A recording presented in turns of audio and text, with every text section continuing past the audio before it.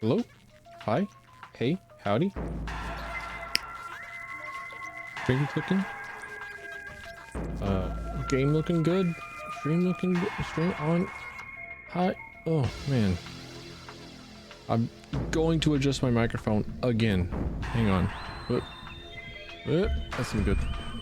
Turn that down. There we go. Alright. Cool. Hi. Hey, howdy. It's me. It's Tilton. Today we are going to be playing a mod of Metroid Prime. I've already played it a little bit, right? I've got past the first actual boss. I pretty much got through the tutorial of Metroid Prime just to see how it worked, and it works really well. So we're gonna start anew and show how things are. Let's see what, so it should be, yeah. As you may have guessed by the title, there's a mouse and keyboard rather than using a normal controller. And I think that'll be a lot more obvious when we get into the actual game itself. But for now, I think the only real obvious difference is that there's going to be, you know, it's going to look prettier because it's emulated in a higher resolution, but also that the FOV might be higher during this cutscene, which is one of the things that this mod does, is it allows you to change the field of view. I do not have the source physics engine mod that comes along with it. I don't have that installed. That would be cool, and I might do that in a future playthrough if I decide to like play through Metroid Prime 2 or 3, because I'm probably going to finish Metroid Prime 1 today. I'm probably going to finish this today. Now you may have also noticed that it's running at like significantly faster. I am also playing the game at 30% faster speeds. It's actually kind of nice, not gonna lie. The only weird thing is that it makes the game sound weird. So yeah, look at that. Look at that, able to run around mouse and keyboard. And it also still kind of has the lock on that's right click by default. Might be able to, yeah. I don't know why I put my mouse up against my microphone, but hey, in case you ever doubted me in the fact that I have a mouse.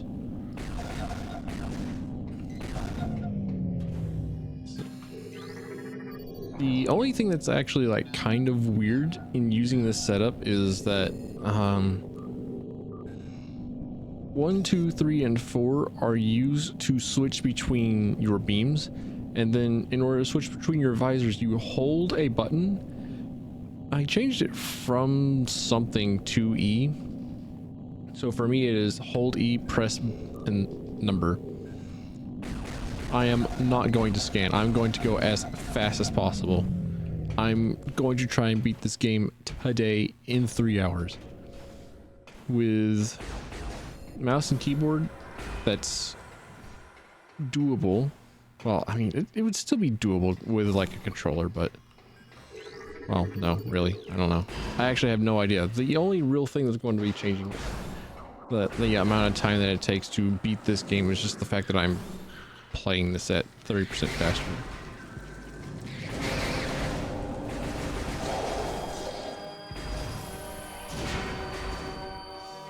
And if I actually know where to find shit later on in the game. Because, finding stuff... whoops. Finding stuff is actually pretty streamlined in the later portions of the game, so long as you know it, because the game is set up in a way that is like kind of a loop in and back on itself. Like you can go to the phase-on mines and then kind of loop back around.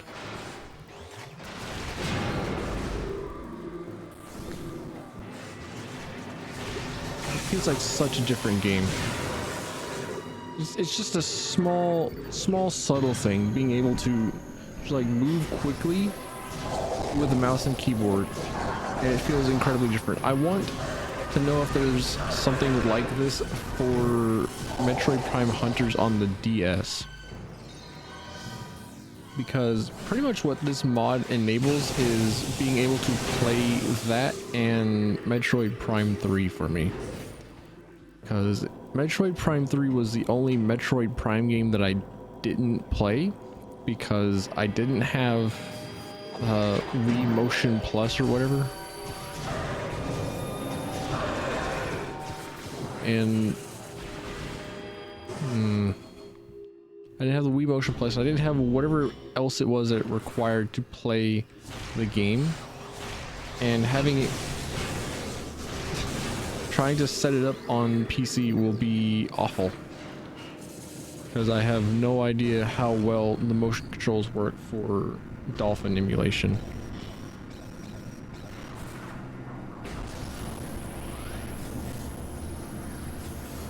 I would assume at least, oh gosh darn it. I would assume that they work at least okay, but I don't know. I would, now that Prime Hack is here, now that this this ability to use the mouse and keyboard instead of the Wiimote, I think I would just rather play with the mouse and keyboard.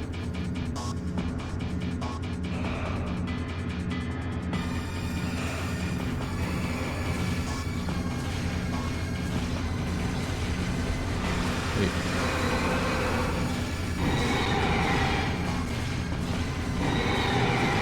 Darn it.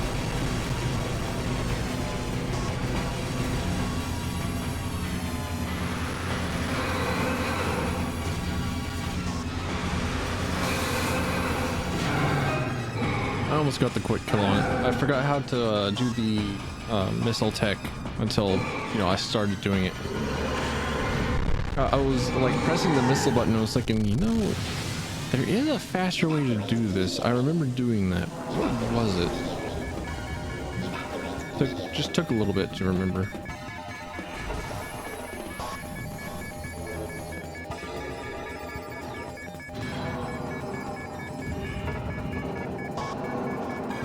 This game's also a lot easier,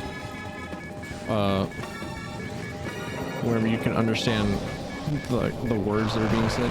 You don't exactly have to know what the text is saying, but it kind of helps when trying to figure out where to go for the first time, because it'll give you like the hint system and all that. And I remember I have been playing this game in the Japanese version.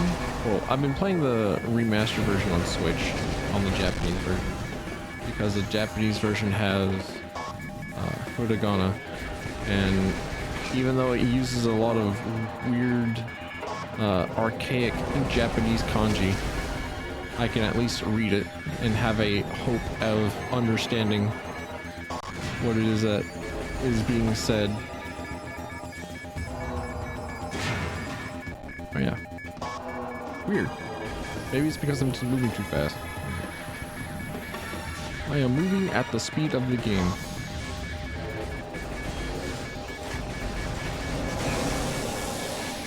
Oh, we in. We in. We in. Oh yeah. Okay. Didn't know you had to kill though. Alright.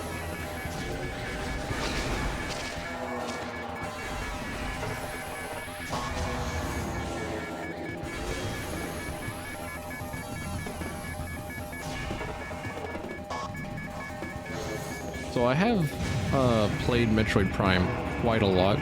Played it very extensively. It was like one of the two games that I owned on the GameCube whenever I was a wee lad.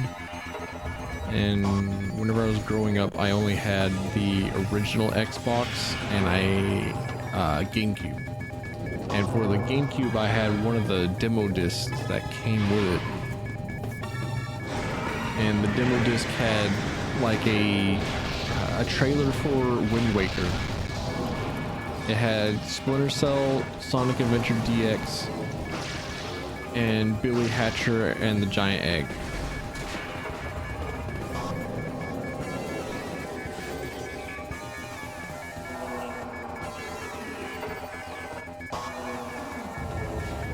But the two GameCube three, I own three, sorry, I apologize. I have lied to you and I'm a fraud and I'm a trickster and I'm a deceiver. I owned three different GameCube games. It was, well, they were Final Fantasy Crystal Chronicles, Metroid Prime, and Custom Robo. I can't believe I blanked on Custom Robo, because Custom Robo is like top 5 favorite games of all time.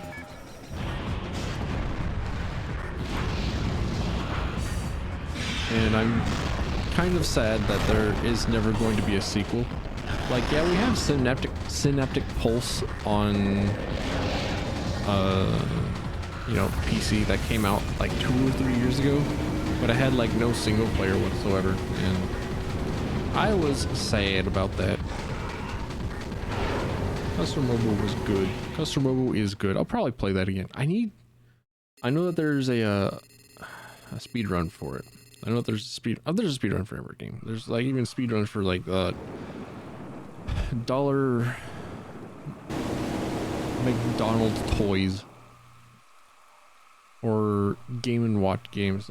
There's got to be speed runs for those as well.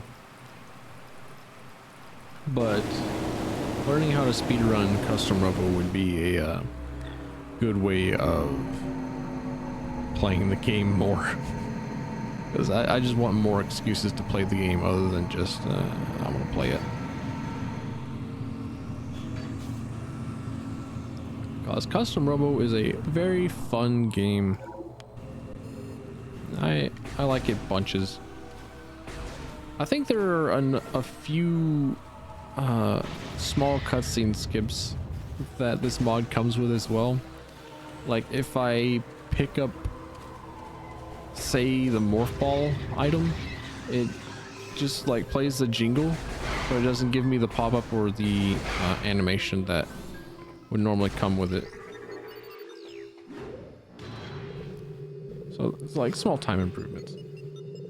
Yeah, sometimes I just like, no, not sometimes, just like once a year I go back and replay Custom Robo, because Custom Robo is incredible. Same thing with Titanfall 2, also a top 5 favorite game of all time. I don't know what Z is. Is it tab? Okay. Okay. I knew exactly that. Yeah, you can see things unloading because the FOV is too high. The FOV from this mod is significantly different from the FOV of normal gameplay.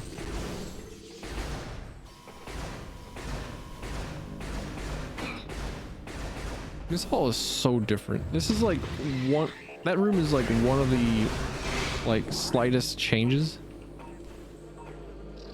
Okay. It is one of those that changes the most from the very slight change of being able to play on mouse and keyboard.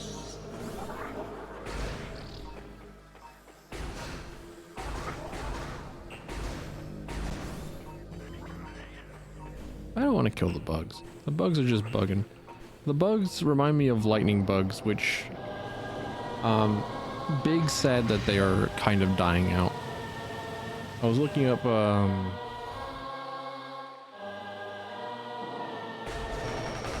if there was a way to like have lightning bug eggs, because I wanted to see if I could have some bred on my yard.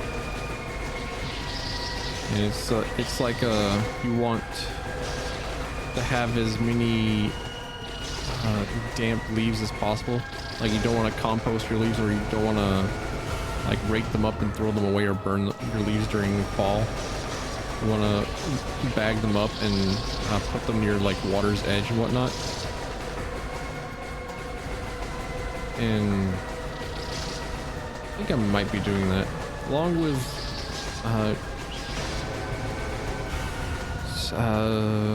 butterfly gardens, like roadside gardens. Gonna walk along the road and find places for me to plant native stuff. Yeah, like I didn't get the text pop up that told me that I got an energy tank or a missile expansion. So small things like that will also probably help me be able to beat Metroid Prime in 3 hours. And even if it isn't 3 hours, no biggie. This is the map room, right? Yeah, that's the map room. I don't need it, but I'm here. I might as well.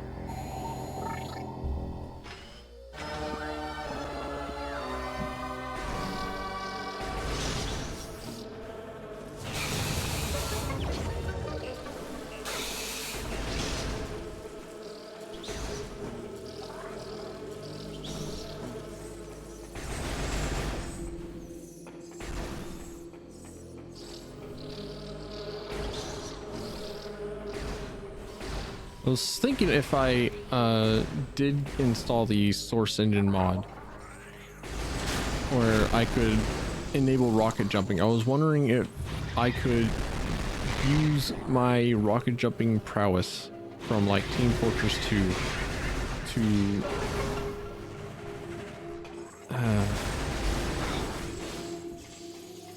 like skip getting the space jump boots.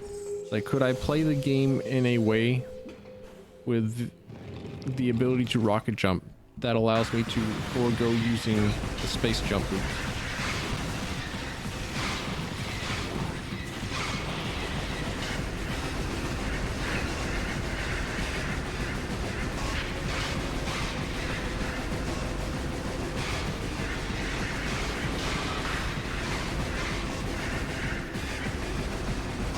It really does feel like an entirely new perspective. It's such a small thing that I'm marveling about. Just like the ability to aim. It's like a Star Fox Assault. It's probably like one of the best Star Fox games.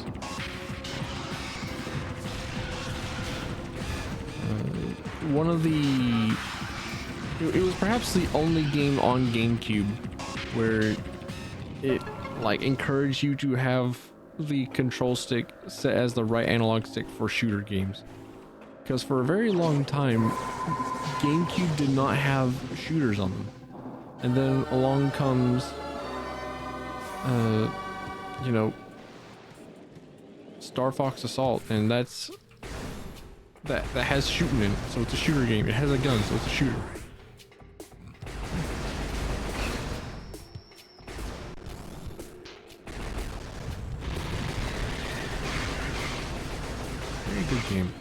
Very good game, that Star Fox Assault.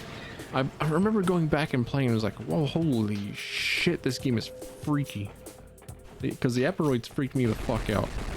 Like, they didn't whenever I was a child for whatever reason. It's like, I was a kid, I was like, oh cool, aliens, you shoot the aliens. And then, like, I went back and I played it as a fully grown adult. And I was just like, holy shit. Aperoids are kind of fucking terrifying. They kind of spooked me a little bit. They're more than a little scary. I don't know.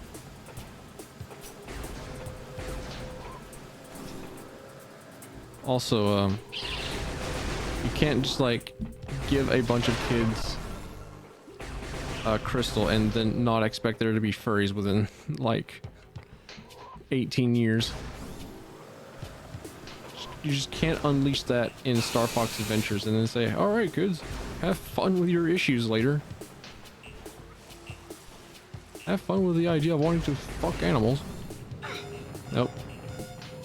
I forgot. Not this way. I was right the first time. I just didn't want to climb up the big old room.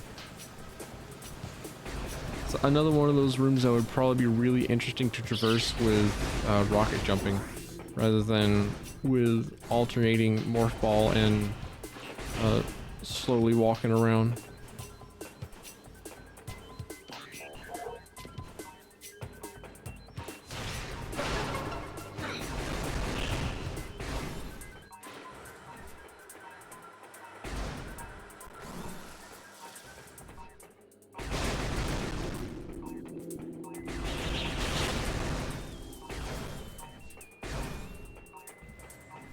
Yeah, I'm just gonna have save station detector just cover up half the screen for a while.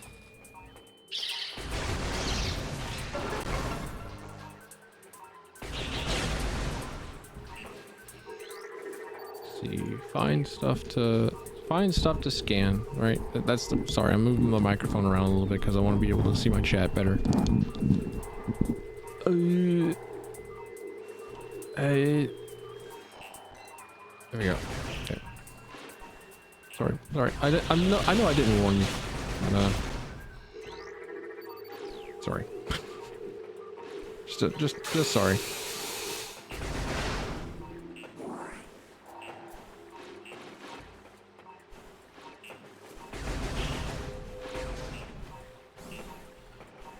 Wait. I'm just noticing you actually kind of can b-hop in this game. You get a small speed boost whenever you jump forward. So it's entirely plausible that you could in fact b-hop. Or at least you move faster while you're in the air. And this isn't I have to say again, this is without the source physics engine mod. I am an untouchable god. Just go in, just run through. That is the strat, and I will go with it.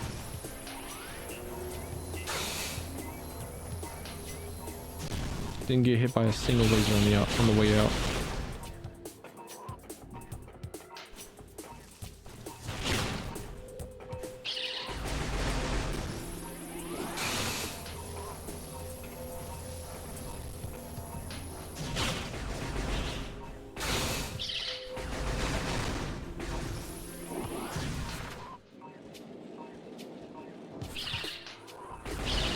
With all these questions that I keep asking myself with like all these early game areas, it's like, could I have just skipped this with a rocket jump? I really should have just taken the time to install the source physics engine mod.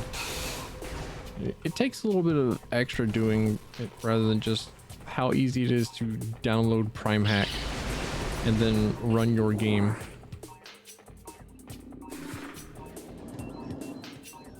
But it feels like it would be a little bit of a worthy hassle.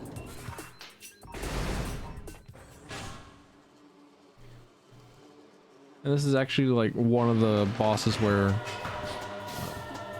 moving with the lock on is probably a lot easier than like normal mouse and keyboard. Mostly because I have missiles bound to F and it's just awkward to move around like A and D and then press F to use missiles. One of the reasons why I wanted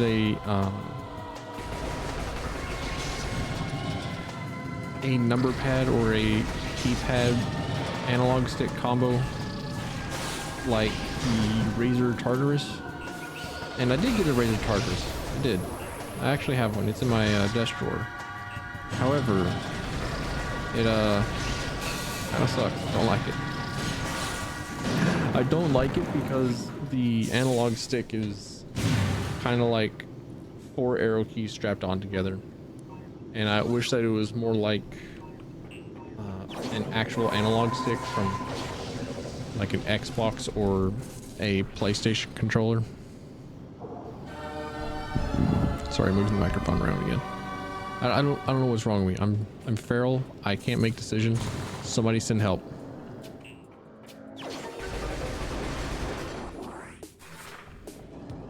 I'm moving around. I'm gunching in my chair. Oh yeah, another thing. I actually, yeah, I have the Metroid Prime remaster on my Switch. But one of the things I really liked about the remaster is the fact that they just have ball hop, like morph ball bomb hop.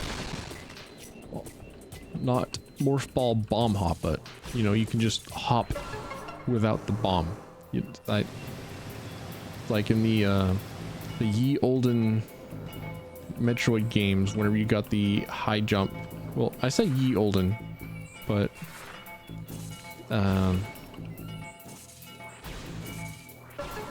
no, Zero Mission is old. Zero Mission and Fusion, they're old. They're on Game Boy Advance. They can be considered retro. I played them as a wee lad. I'm old, and thus they are retro.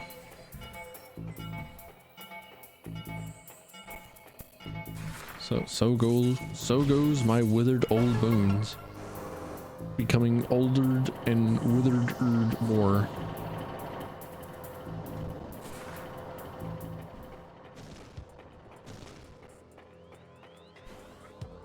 No. Air movement might also feel just like better with the source mod.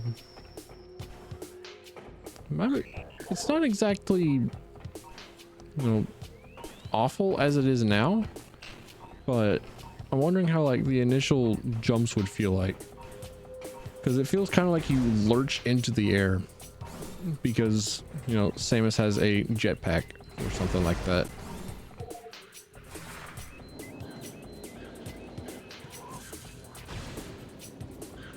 This is for an energy tank, right? Yeah. Where I'm supposed to go is back into the tall room. Then I go to the top of it, scanning symbols as I go.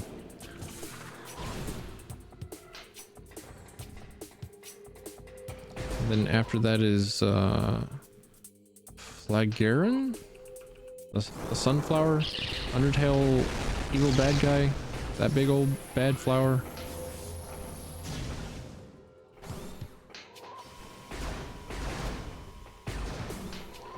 No, I'm not going to take the shortcut that well, shortcut is not exactly the correct term anymore, because it takes longer to go into the morph ball and bomb the wall than it is to just walk across. Higher chance of not taking any additional damage, I suppose, but really, whenever you have a lot of health, why would you care? The only health that matters is the last one, so if you didn't die, good enough. Let's see. There's another hive somewhere, right? Nah. I think it's on the other side.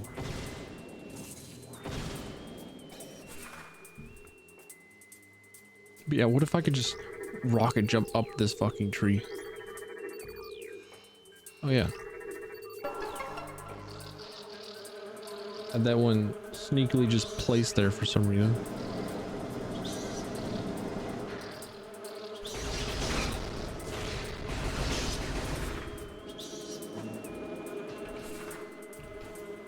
The bees are buzzing.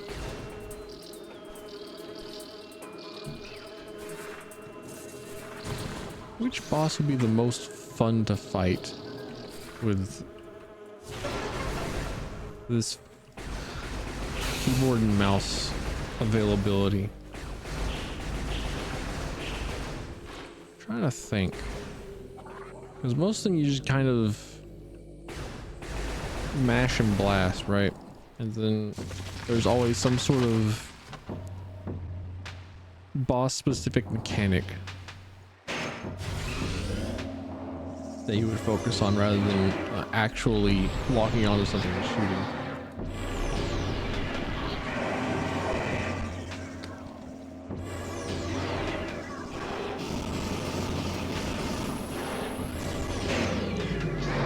Tried to get me as I was taking a sip of my water. I'm too good. I'm a get.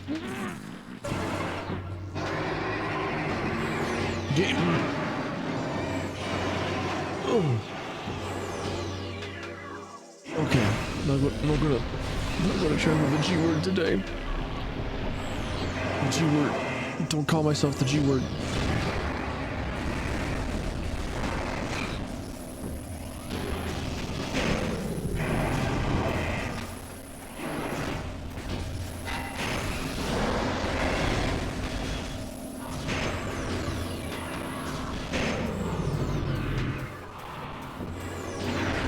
Oh yeah, you can stun him by shooting him enough times. I forget that bit. Anyway.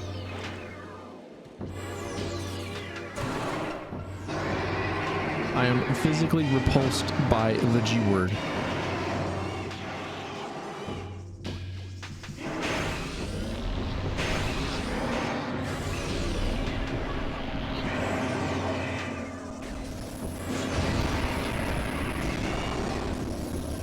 I never really figured out what was like his actual face. Was it the gibbering like skull masky part?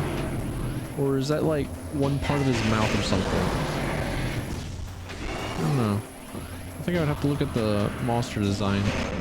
Which really, in pretty much any game, I'm always so interested in really cool monster designs.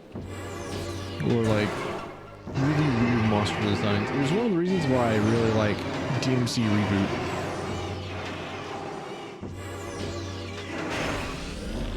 Like, yeah, sure, all the characters sucked ass. Except for Bob Barbas. Bob Barbas I like because he's an appropriate parody.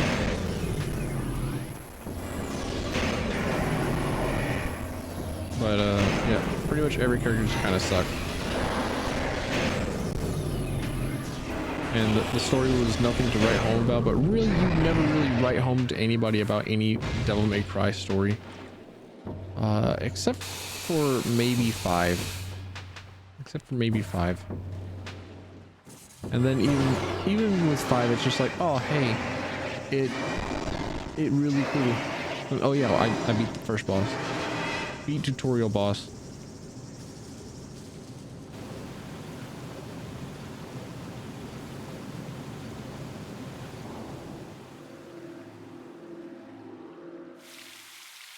Now to burn him. He is no longer pissing in our sinks. No longer have flaccid piss water. Now we have sparkly blue butt water. There was a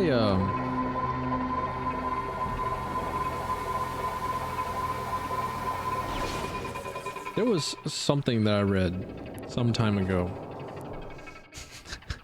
And I know that it starts off very promising, where it's like something that I read some time ago, where it's like something I don't know, take it what you will, but there was some sort of a community that would drink a specific kind of water that was from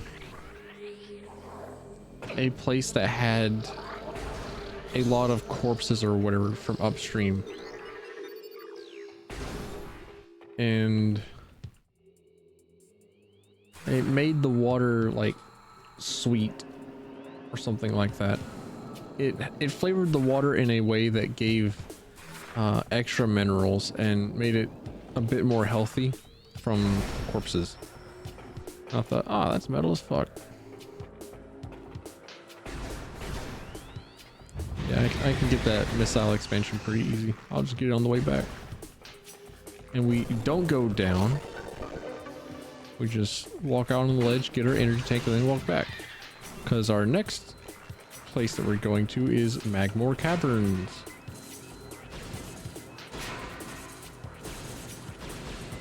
GG easy.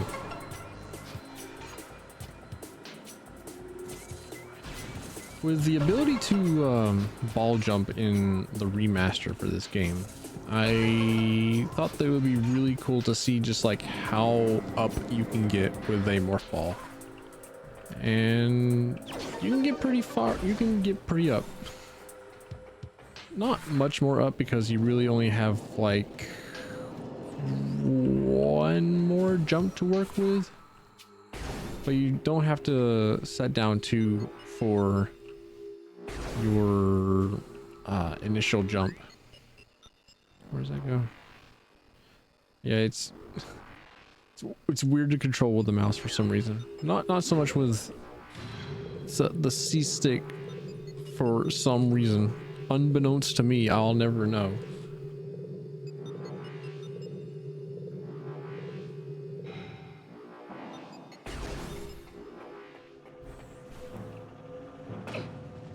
I was saying something.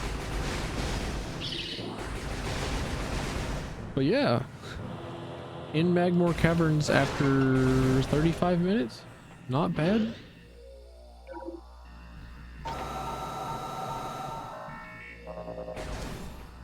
This would have taken me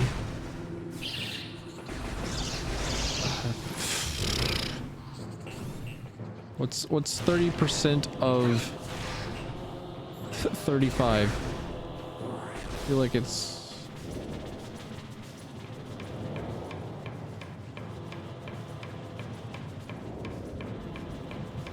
10. Why is that calculation so hard to do in my head? It's literally 35 divided by 3. Something like that.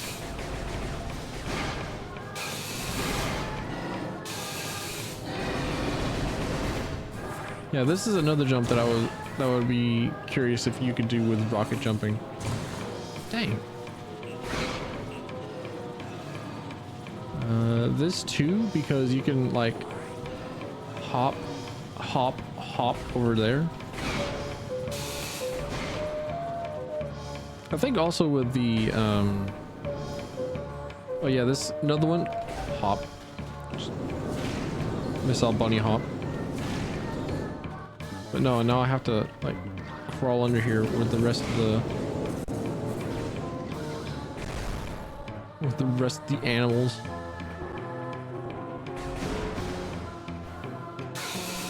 It was weird to hear Magmore Caverns sped up.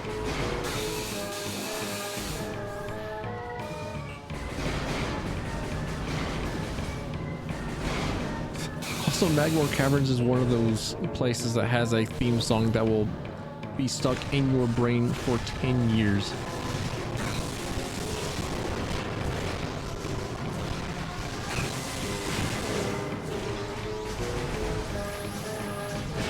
Get out of here. Alright, cool.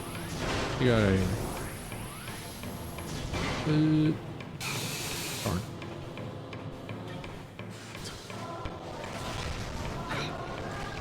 Okay, you do have to hit them twice. Alright, got it. I am being about as fast and loose with my health as I think I possibly could be. Wait, I can do this.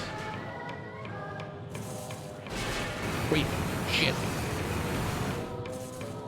I could do this, I say as I fuck up immediately on the first jump. Also, I'm astounded that I can do this with 30% faster speed because the timing is significantly different. I don't know. Surprised that I did that like 4 times in a row. Correctly and successfully. I am a G word.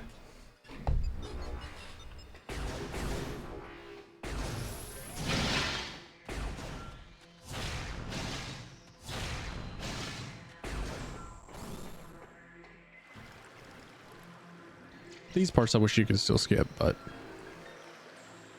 oh well. Don't all get what we want. Plus, some people might still want to see the cutscenes, even if they are 30% faster than what they should be.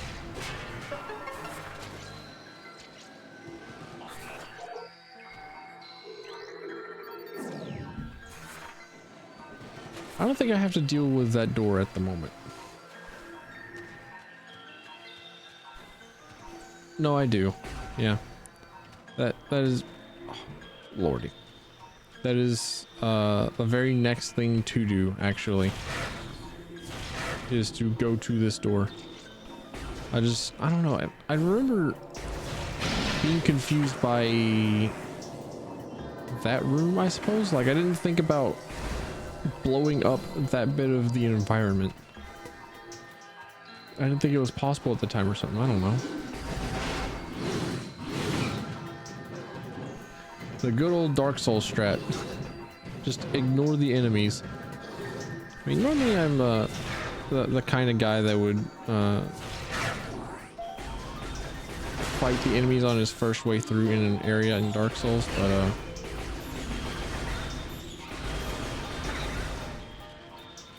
I don't know.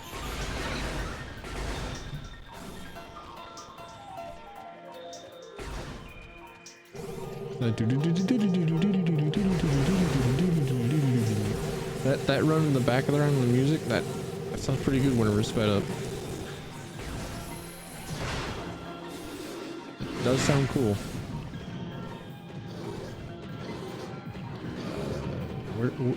Where do I go? Where was it I was going? No, not there. Actually, yes, there. Maybe there. Hold my hand, I'm scared. I'm trying to run through it. And I don't remember where to run through it. Actually, I think I just run through here. Yeah, alright. And then, you know, get space jump boots on the way out. I think I'm on my... Oh yeah, I'm getting the boost ball first. Okay. And then with the boost ball, I go and get the space jump. That's right.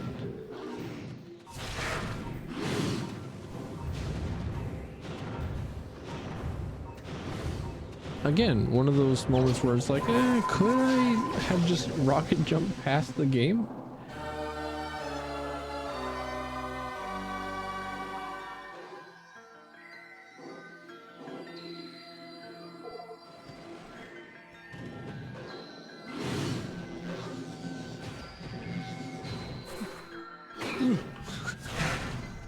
A little risky, a little sus. Okay. Got through it. Little ice cream cone looking dudes.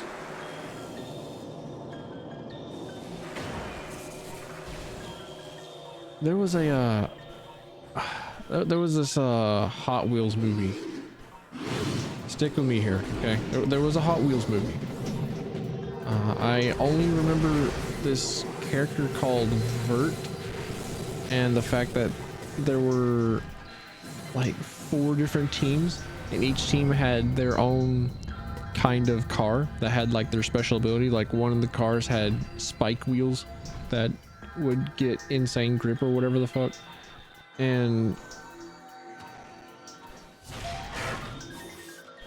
one of the parts of the movie, they were trying to get through a full pipe. Like they were trying to go around a full 360, and that was like the big gigantic hold up. That was a gigantic stop. That was what was stopping the professor dude from being able to succeed in his endeavors, and none of the racers would get past it. And they were just like, what do we do? We're at the full pipe, we don't know what to do. And Kirk comes over and it's like, hey, you never grind a half pipe before? And then he like goes up and down the half pipe to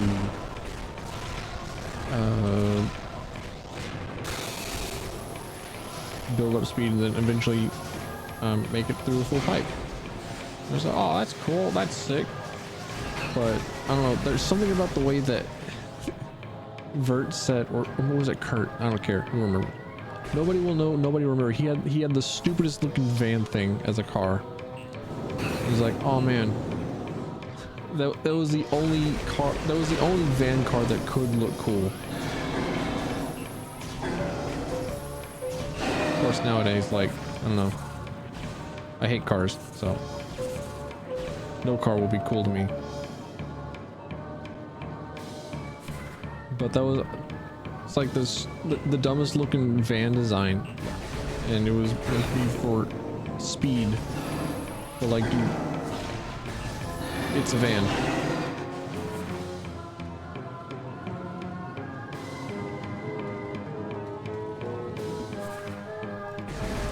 Something about the way that he said, ain't you ever grind a half pipe before, will just always make me remember half pipe.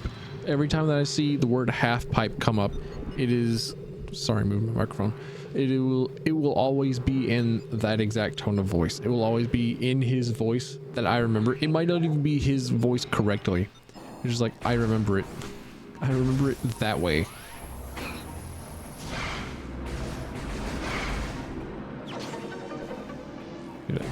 Get a cheeky missile.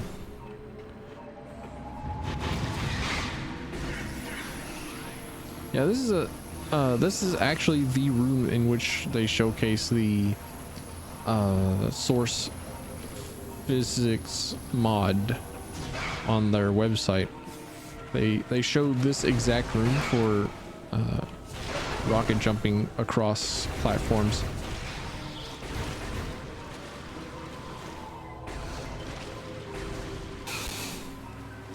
I think that is the only time in my existence that I have been hit by that poison cloud by simple virtue of I didn't want to deal with it. It's like, it seems like somebody else's problem. I can't be bothered. It's not my problem. It's like whenever your ship is beeping at you in Outer Wilds, it's like, I'm already at the planet. It's like, I don't need landing gear. I'll get a new ship next loop.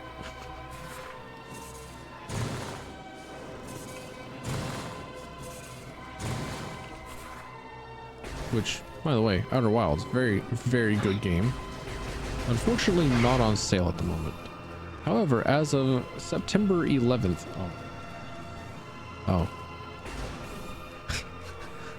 I just realized what day it is I'm streaming on. 07 America. Anyways. As of today, Titanfall 2 is still on sale for $3.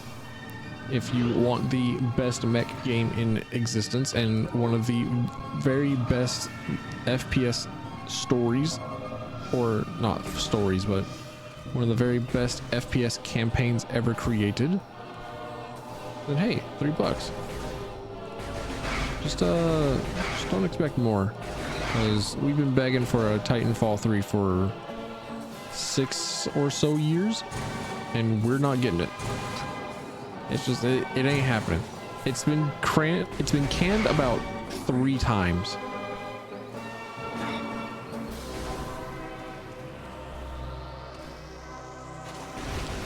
And every time it's just been it has been a case of it cannot possibly affect me anymore. Like, I'm already dead inside. There's definitely going to be no more chance of a Titanfall 3. Don't give me the hope. There's a bigger chance of F-Zero GX2 happening than there is of Titanfall 3.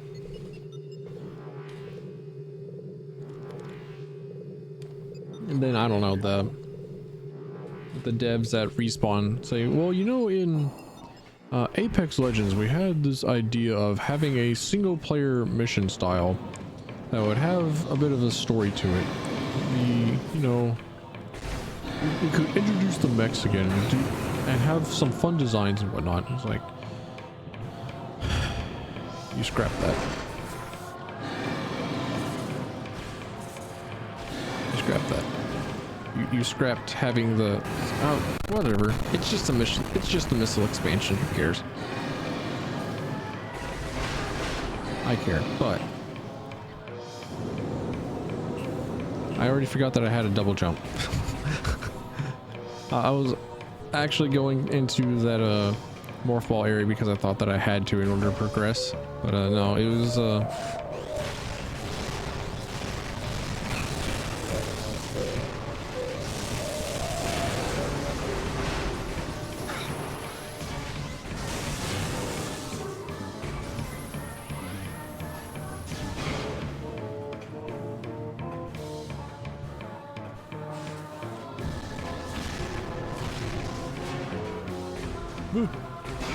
Nope. Almost screwed up.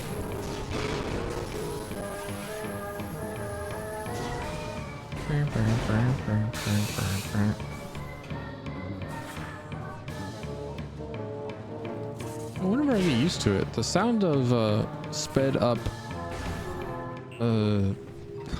everything is going to be like the new default for me.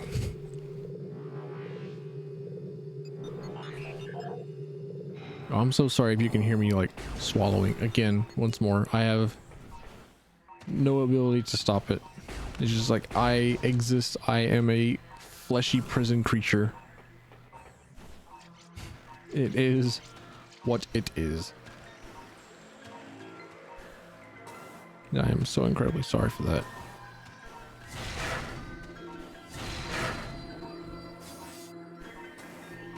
I think I was taking my time with, damn it, with playing this game on the Japanese version, and this is about as far as I got because I was trying to read every bit of Japanese text possible. Ow. I wasn't expecting him to charge like that. There we go. I don't think that I need to do this area just yet. I think I'm supposed to go back to the other place that I was at. But, I mean, I'm here.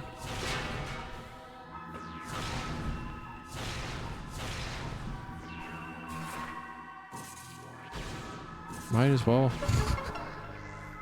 I don't remember what else is here. I think you use the plasma beam. Right there, and you get a thingy, a Chozo shard, data piece, something like that.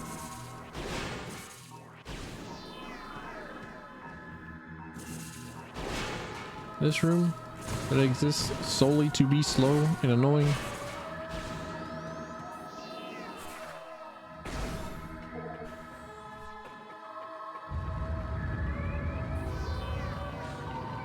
Was that wave beam or wave buster?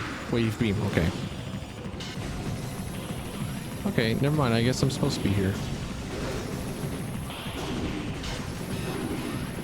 Oh yeah, I am supposed to be here because in the other room that I was thinking of, you need the wave beam to progress through a door. Never mind. JK, lol. I know this game. I know why. I don't know why I'm going into rooms, but my body knows. I don't think I've played Metroid Prime that much. I think I've played through like 3 times. This might be my 4th time. I'm not sure.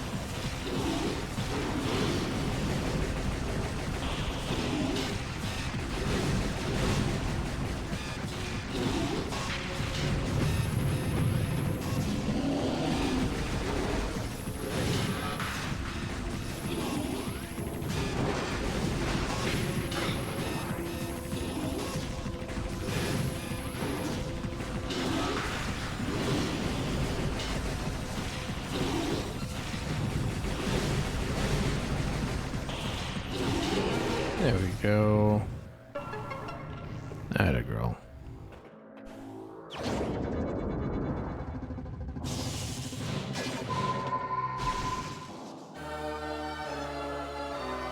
All right, now I have to remember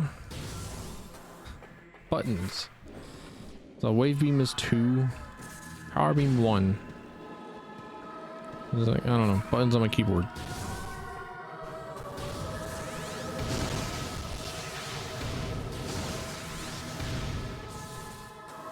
I'm trying to remember, there was some sort of aspect about the remake, I think, that made the beams a little bit more individualistic.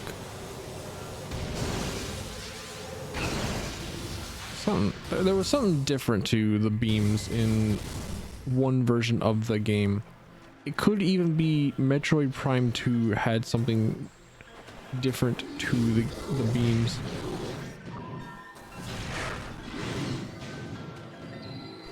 Yeah. I can just... There we go. I know what I'm doing, I think. Usually, in video games at least. Sad clown noises. Well, speaking of...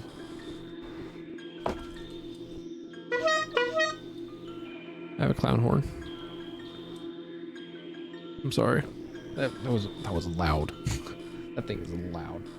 Like, I'm loud? That thing's fucking loud. I think it was meant to be put on a bicycle. Which...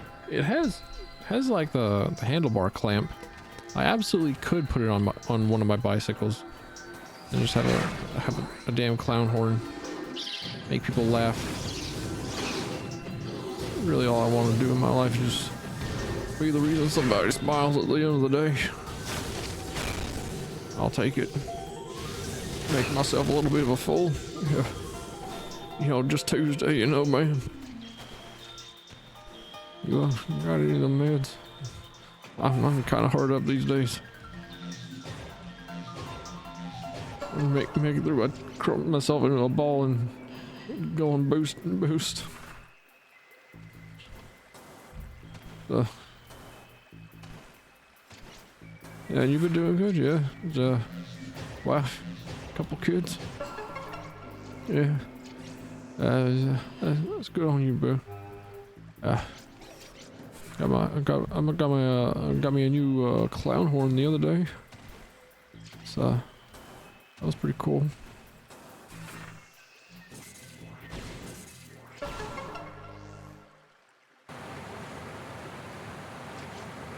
I do like that clown horn. I have a bunch of noisemakers for no particular reason other than to just make noise, I suppose.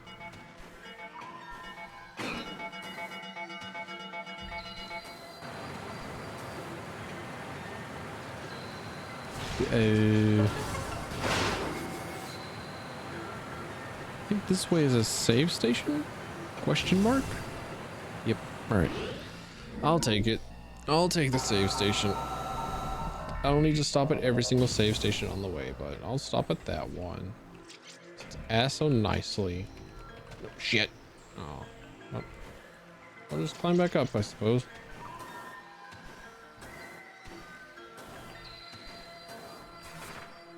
I'm just trying to, because you can't do a jump in the air. Sorry.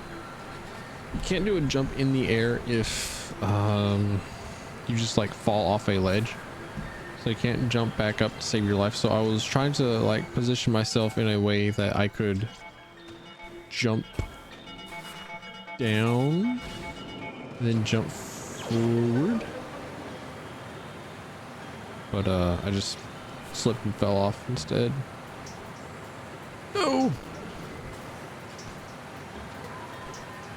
Basically the same thing happened there. Shit!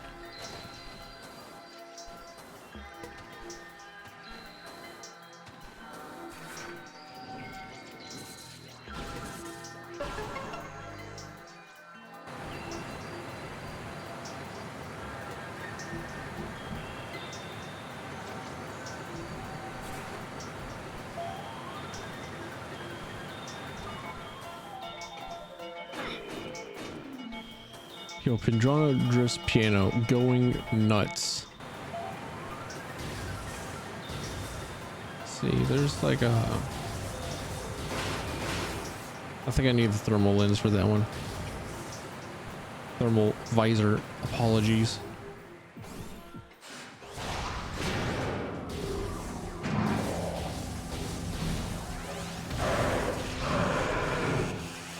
There we go. Usually hitting the turrets with the wave beam is more annoying than it is helpful.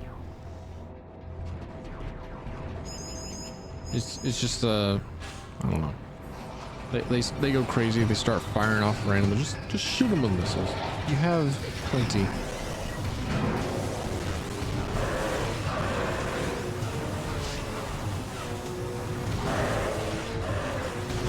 If you notice, I'm trying to not use the lock on as much as possible.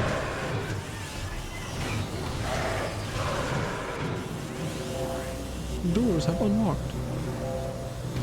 Neat. Where's this go? Map room? Don't need it.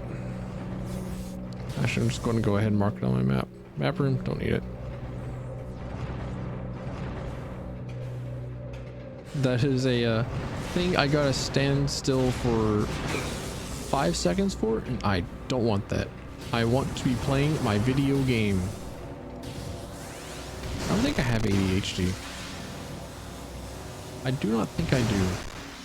I've just come to the conclusion that I don't need it. And that I can, in fact, just play the video game.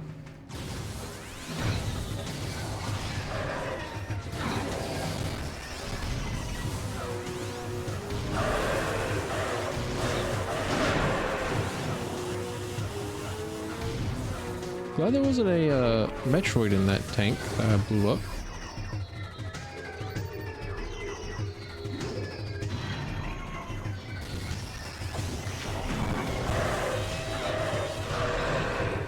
I missed him for some reason.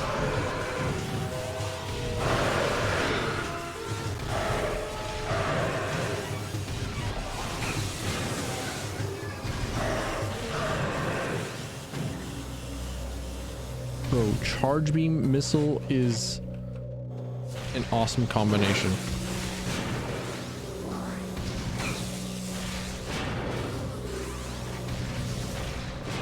I really like the Metroid games where the charge beam absolutely fucks.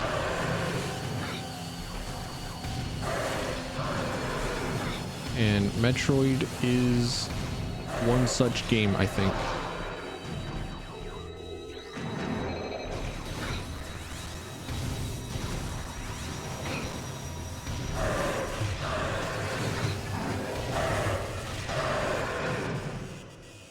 One of the reasons why I'm not really locking on as much, or why I'm trying to not lock on as much, is because there's kind of already some innate lock on almost all the things. Well, the missiles at least. You can kind of tell with that last missile that I threw. That one should have missed, but it kind of corrected into him.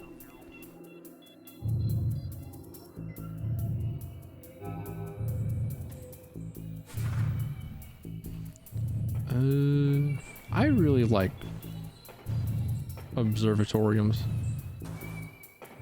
I say as I have never been to one. I tried to find one while I was in my trip to Japan, but I couldn't find it. Well, I could find a couple of them. It's just that they were all in like the top floors of buildings, and I didn't know if I was allowed to go into those buildings because I can speak a bit of Japanese, but I know just enough to be able to communicate things. And I know that talking with me, a foreigner in Japan, would be incredibly annoying to pretty much anyone. So I didn't want to like just stop and say, hey, am I allowed to be here? Do I have permission to be here? Is this open to the public? Which, I mean, I shouldn't be out in public to begin with. The alphabet soup of government agencies will be after my microplastics. Super missile. Neat. I now have big damage options.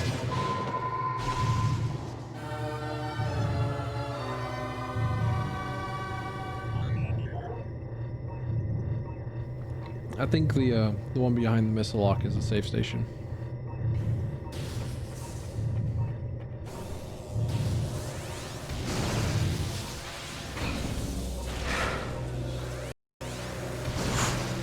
I saw my game hit. I saw my game hitch up. I'm going to the safe station.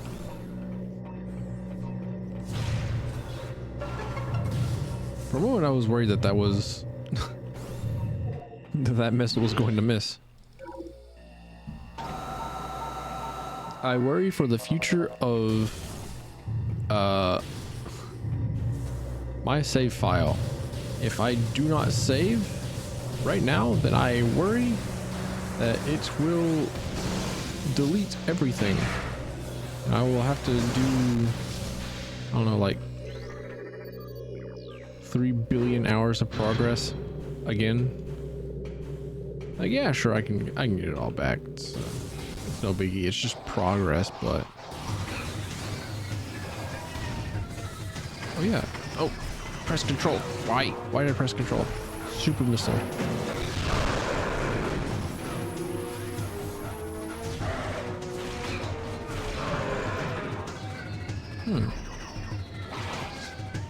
It seems that switching to missile mode after a charge attack is faster on the wave beam.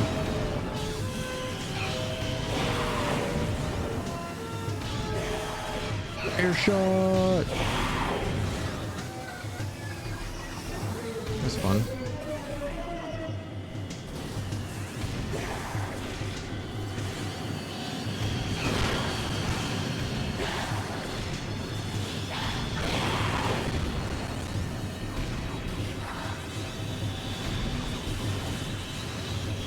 I also don't really have a crosshair in the center of my screen. I just noticed that. That is also just like slightly making things a little bit more difficult. Just kind of a slight little thing.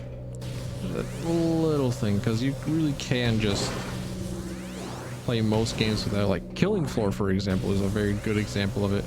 Where if you just know where the center of your screen is, then you know where literally every single bullet is going to go, and that makes you a better player. It's like, oh, you know where the center of your screen is? Cool, you're better than everyone else who plays the game. And you don't have to ADS, and it's great. I love it. I love not ADSing.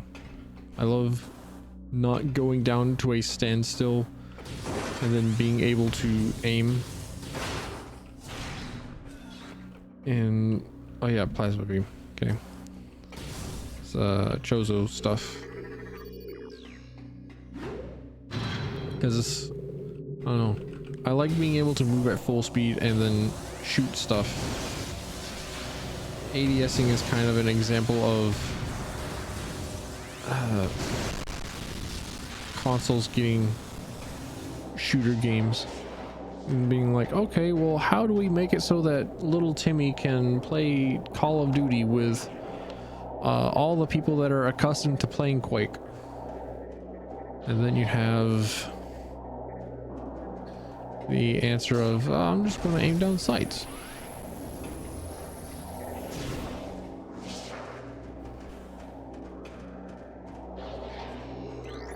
Come on, let him out.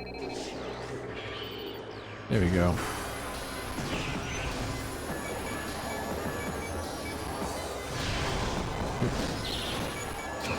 Damn it. You can just missile them, right? You don't have to overload them, you can just missile them? Yeah. I mean, I super missile, but...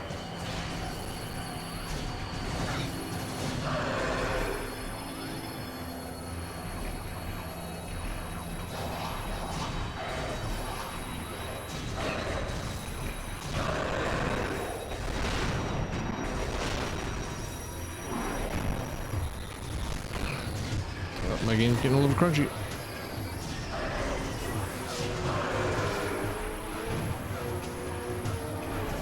Somebody talking? Hello? Huh? What?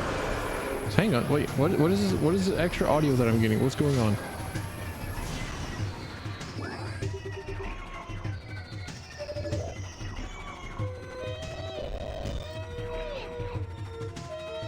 What? What is this? Where's this voice coming from? What am I hearing? Huh? Oh. Okay. I don't think you guys could have heard what was going on. Because...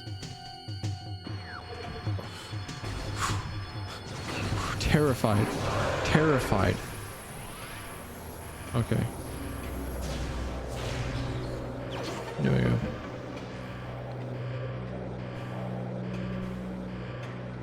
Sometimes I never know what's just going on my PC. It's just happening.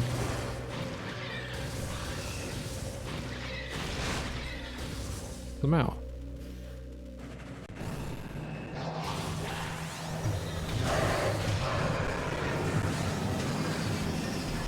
Right, wave beam is just better.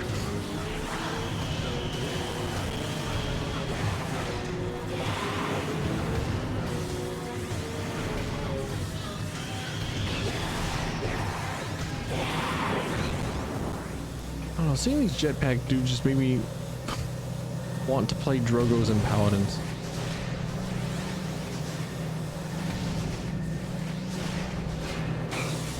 Darn it. I got hit. Oh yeah, I'm supposed to be scanning things in this room. I can't just jump down. Can't just jump down all willy-nilly like that. Right. I didn't want to get the jump over you anyway. Yeah. And Metroid. Thinking we don't know what it's about. Thinking we don't know that it's about to pop out of there whenever I get the thermal scanner. I think this was about as far as I got whenever I played this game as a wee lad because the Metroids terrified me. The Metroids terrified me, but not the Aperoids from Star Fox Assault. Weird.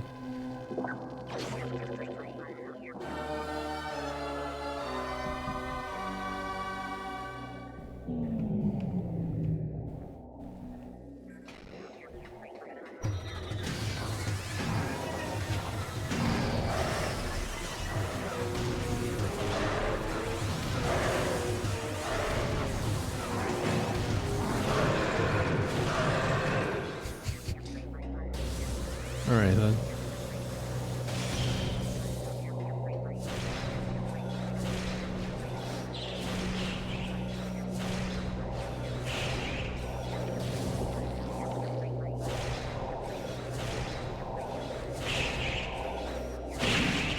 Yeah, okay. It takes... whenever you land your missiles, I think it takes like 4 to kill a Metroid. What if I just ignore the Metroid?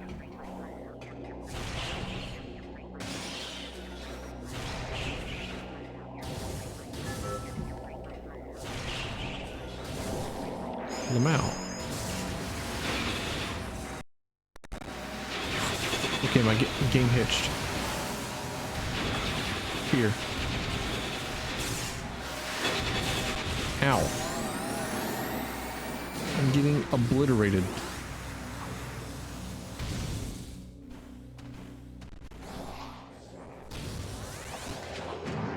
No, it was 3. Okay.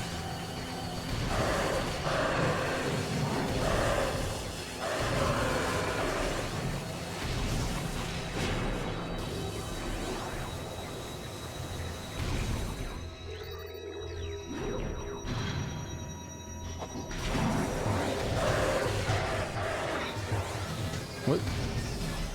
Not dead? I hit you with the 1-2 combo, the charge beam missile. Come on. Look. Hey, howdy.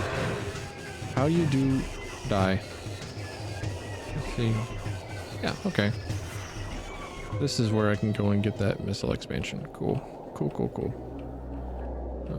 This is kind of nerve-wracking on WASD. All right, cool. As much as I love mouse and keyboard, the reason why I've wanted like a numpad analog stick for left hand and then mouse for right hand is because the analog stick is definitely the better way of moving. Having that flotational directional input is superior,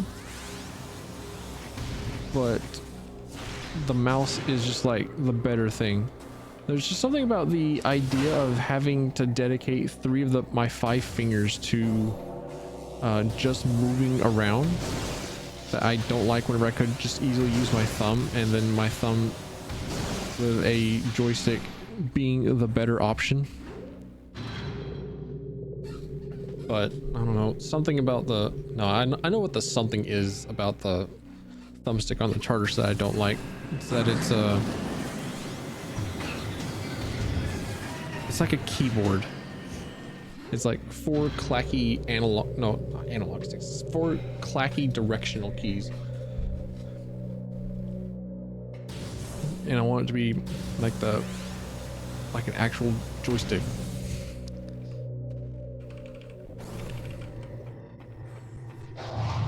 We'll drop by and save. We'll save again. Yeah, I think we can do that. Because what if the game just crashes? Well, I was about to say again. I was about to say the game crashes again, but the game has not crashed yet. So, props to Prime Hack for making this. It's really, really good.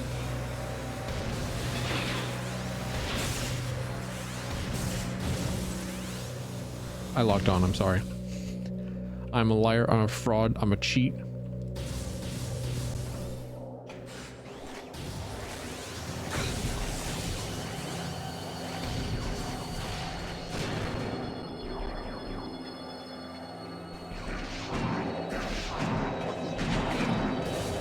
Now, what if I ignore you though? What are you gonna do about it if I just don't acknowledge you? What can you do? If I just run past you with my ability to maneuver, my ability to aim, and my ability to have awareness of my actions, my ability to have more than 10 FOV. Holy moly, there's like 5 of them.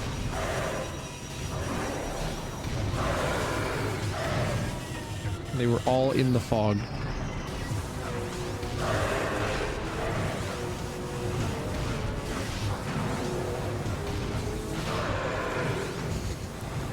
Can we all shoot him in the feet?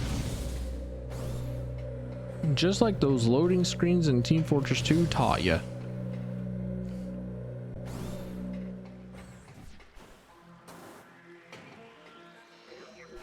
See? Wait, no, I think I need... Yeah, that was it. And then it was that, okay.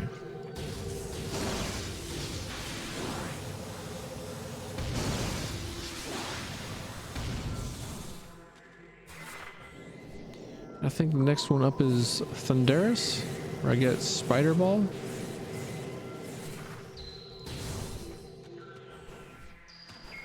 Yeah, there he is. There's the big boy. This might be one of those that this might be one of those bosses that makes it really obvious that mouse and keyboard is really cool.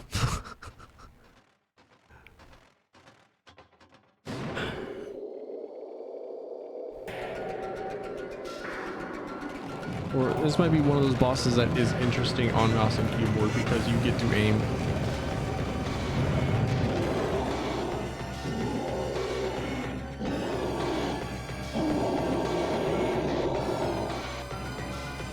This rock is mad. Oh, sorry, Thardus. His name's Thardus. What did I call him before? It wasn't Thardus.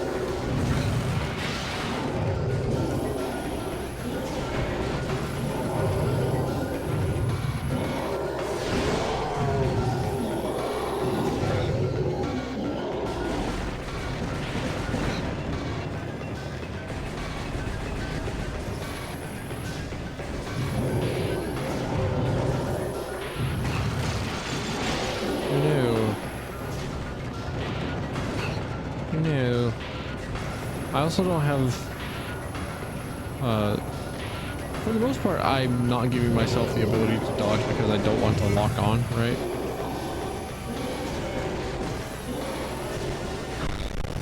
Ow.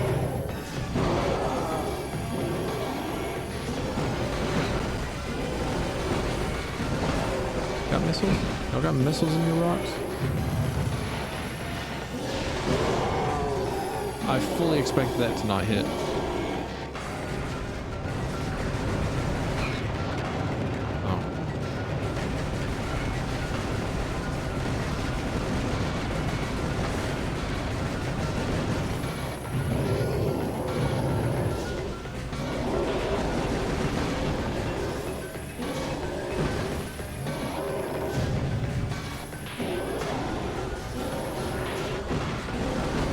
Speaks for some annoying noises now that we're hearing them 30% more often due to the fact that this game is currently sped up.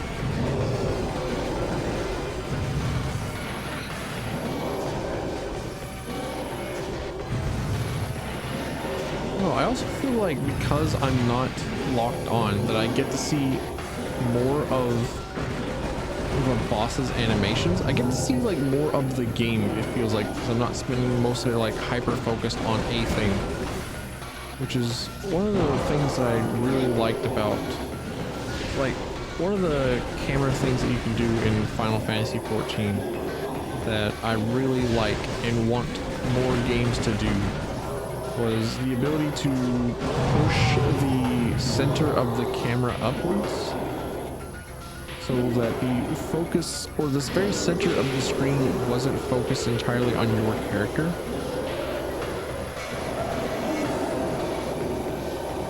And you could see more of the game. It was such a small thing, right? Where, I don't know, you put your character's feet at the bottom of the screen rather than the middle of the screen, and it allows you to see so much more of the game, and it's so nice because you can finally look up and see all those big old bosses, see all their gigantic hitboxes, and see all the different animations they're doing because you're not hyper focused on your own character. I mean, you're still, especially if you're a DPS, you're still looking at your hotbar for most of the game, but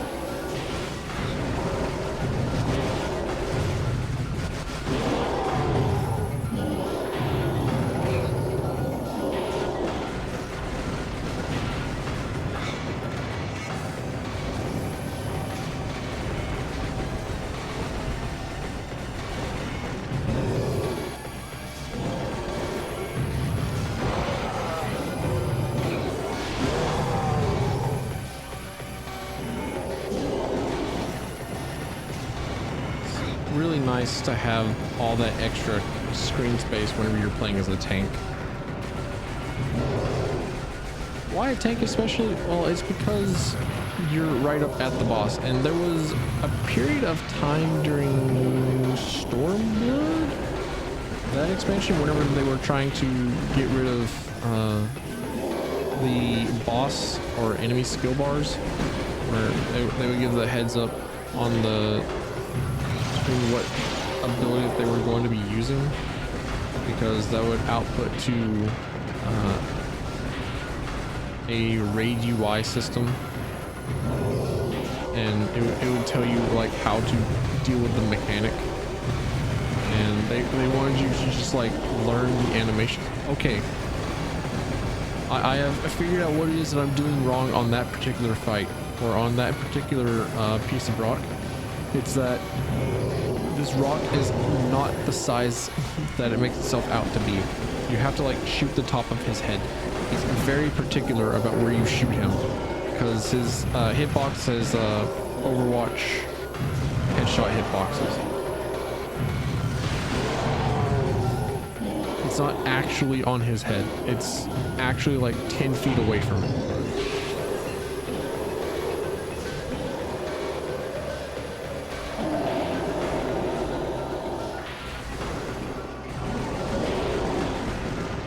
Now we take out his big rubbable tummy. Big rubble tummy. Big old tummy full of rubble.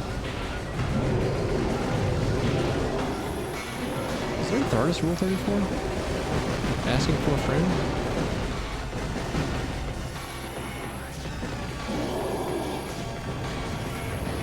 This is important to me. 134.xxx. Thardus. Nope. Shit. Well, Rule 34 has let me down this day.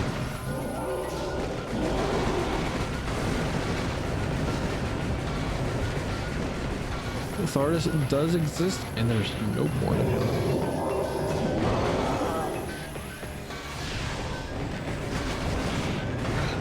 Proof that some artists still have standards in this day and age. By some I mean all, because no artist has drawn one of a pile of rocks.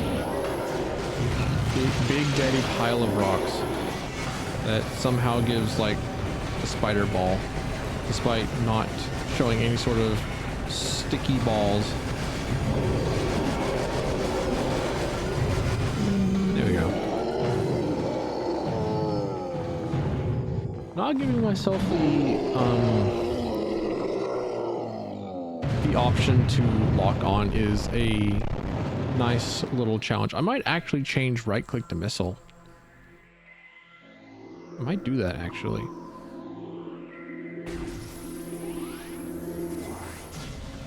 Don't be absorbed directly by being. I don't care.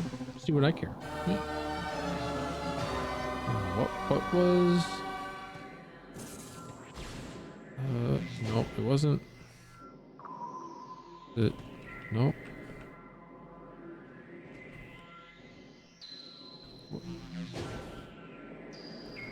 Help. Help. Help. What's help? Help. Help. Wait, what's R? What's R? Help. Help. Help.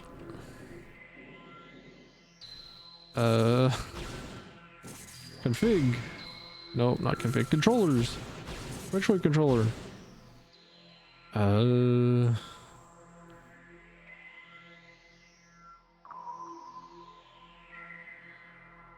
Bother.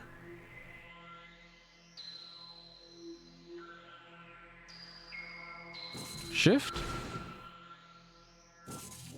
There we go. Alright, cool. I have it bound now. I have a binding now. Actually, wasn't there something up here? Wasn't there a thing to get here? Was it like a mostly entirely incredibly optional thing to hear? No, it was just the way in. Never mind. JK, lol.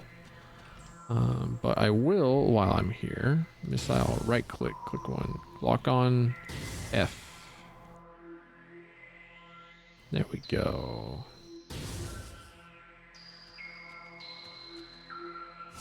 There we go. Yeah. Missile is now on right click.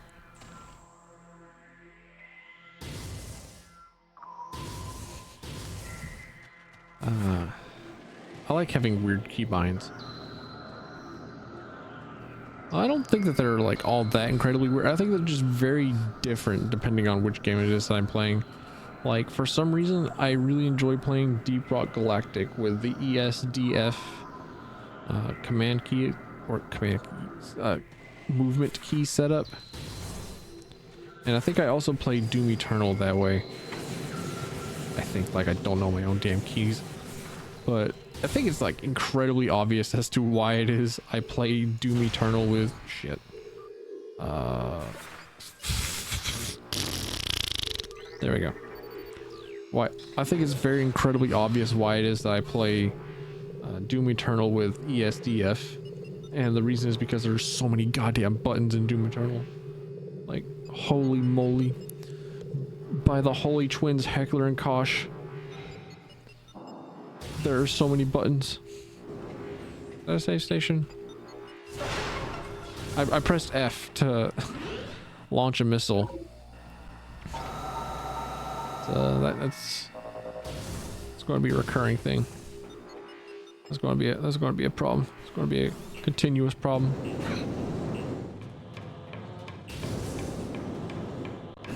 I think Ice Beam is my next power up.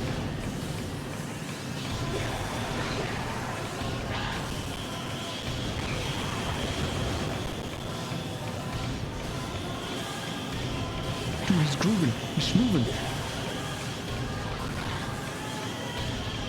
He's circle strafing.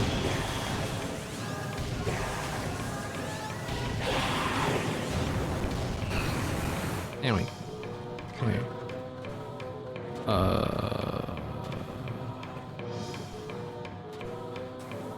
I know this room. I believe. Yeah. I think you get an energy tank from this. Ow. I think I have to scan something first. Scan you. Use functional. Was door sealed? Those doors are sealed.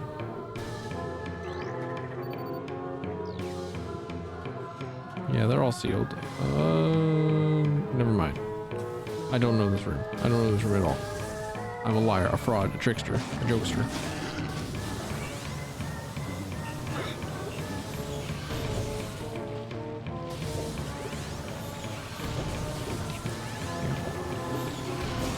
Dang it.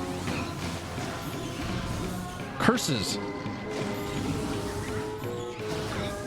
A plague upon ye. I'll get you. I'm not leaving this room until I get you. Until I get where you're... Until I get where you pop out at.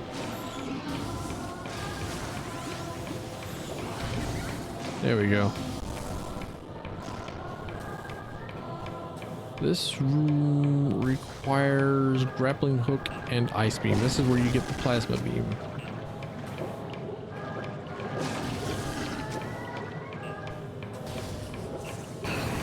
Owie.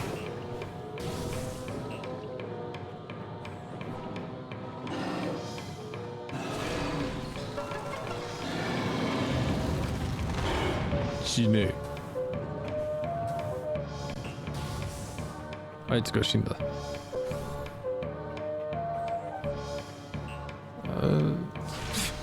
Once more, pressing F to throw missiles.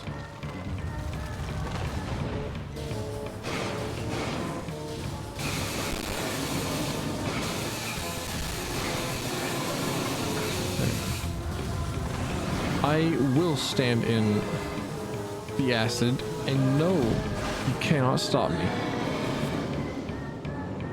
I will not care about my health, both in-game and out of game. That is a character flaw that I have taken on my character sheet at character creation. And no amount of power gaming will make me stop. Shift. I don't think I'm supposed to be here because I've already been here. What was there? What was next on the list of things to do? Where's that supposed to go?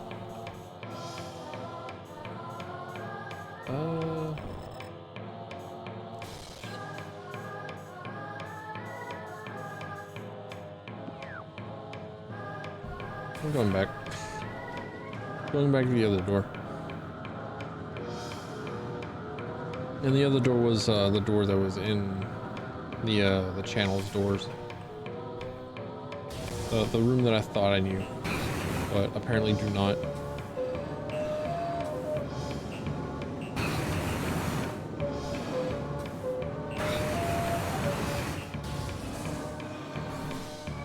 No, I don't have the grappling hook. Yes, I will still take the grappling hook path. Because I clearly don't care about my well-being.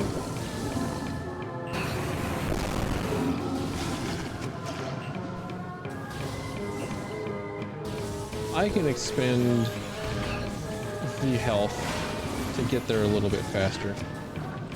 I don't mind. This part mind a little bit.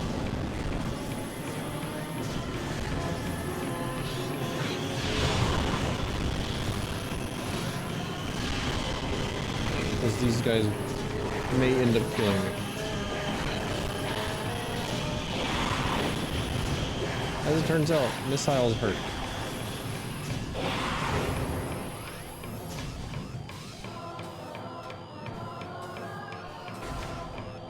I have a feeling this is going to end up being a safe station. Or inaccessible due to Bendezium? Bendezium? I think it's power bomb, right? Yeah, power bomb material. Oh, well, back through the straight line. Can't go here, there, nor there. I'm pretty sure I need to find the ice beam. And the ice beam is in the Chozo Ruins. It's in a Chozo Ruins area.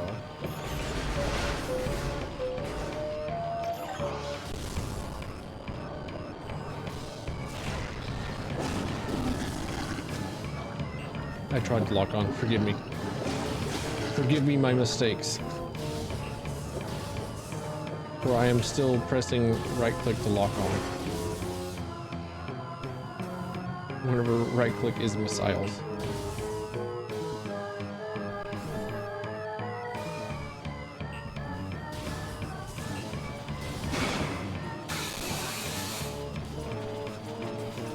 Ooh, these puffers really do hurt. I didn't realize how much they hurt until I started paying attention.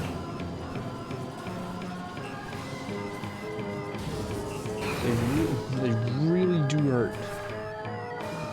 Ow. I may just die from, well, I'm going to keep track. How many times in this playthrough do I die to just not caring?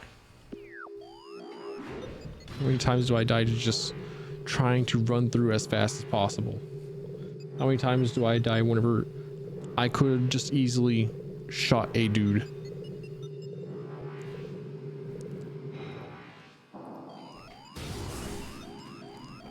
Okay, no. Where did this place go up to?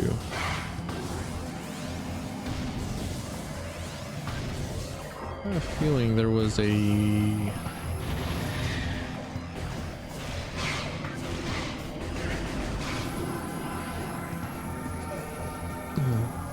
pickup. I don't think there's a spider ball track in here. So I'm still wanting to go to Chozo Ruins. Right? Right.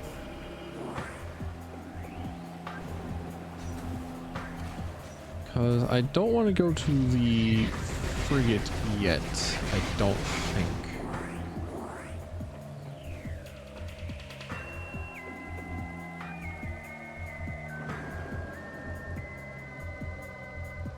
Yeah, I require the ice beam for the frigate, which is the only other place here in Talon Overworld that I haven't gone to yet. And that's where I'll get the gravity suit, but I need the ice beam first, I believe.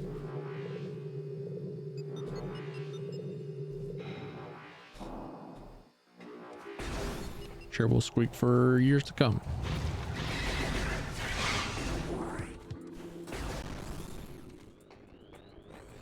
Oh yeah, I could get that energy tank there. I could also get that missile expansion.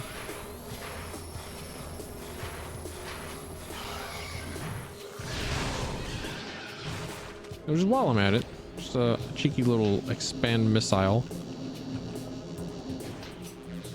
Nope. Oh, there it is. Okay. I did get in there right.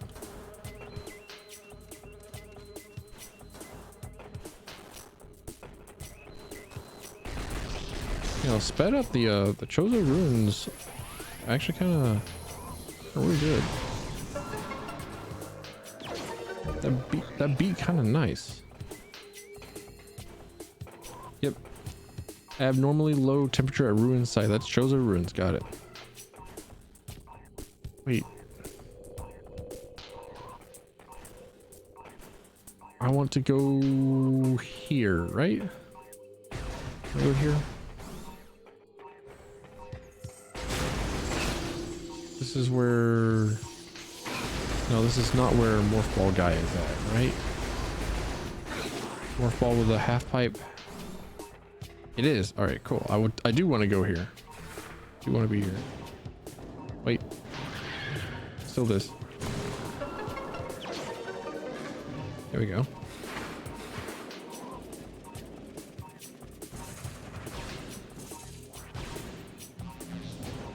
There we are. All right, onward and upward. Okay. You would think you would press W to go forward, right? But at that point, I had to press S to go forward. It was weird. Something similar happens in Sonic sometimes to me. It's like I want to press buttons to go in this direction, but if I press this button to go in that direction, then it doesn't work.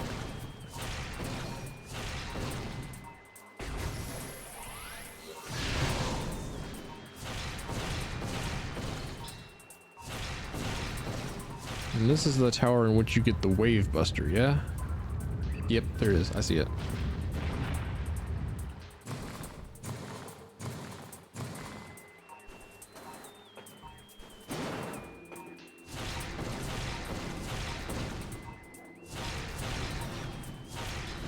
It's so nice to know that missile cancel trick. And you see my missiles trying to track their way to those dudes that will eat the missiles. Oh, I'm getting energy, not additional missiles. This is a problem because I do not have enough missiles. Shite. Well. Alright then. No wave buster for now. Whoop. Nope. Balls. Alright. Need the gravity suit. Come on. Time to get a walking.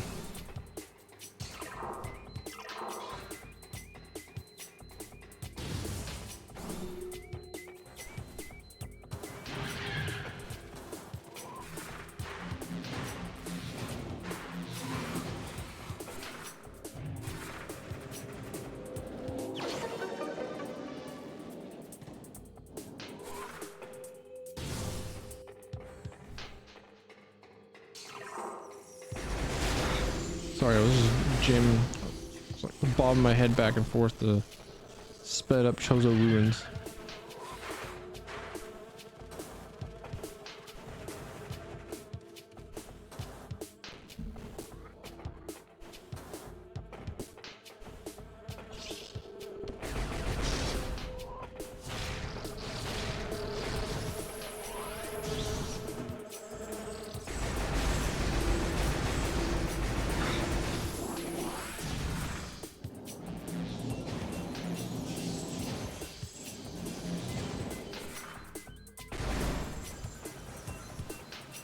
Oh hey, spiders. No wait, I can, yeah, there it is. Now I just wait. Here we are. Small tiny little puzzle, if you can call it that. It was in fact called that in the early days. Because G words are not the brightest perhaps. What was the reason for not being able to go through there? Was it extreme heat? Yeah, that requires Varia and grappling suit, right? Grappling suit, grapple beam, right? Yeah, there it is.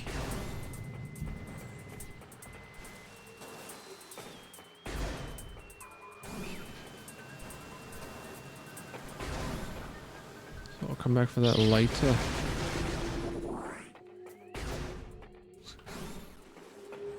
Another sound clip from a movie that'll just live on in my head. Whichever Harry Potter movie. Whichever Harry Potter movie it was that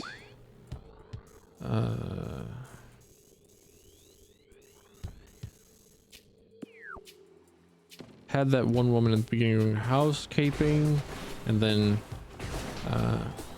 something like opens up the door and like yells at her or whatever. She says, "Right, I'll come back later."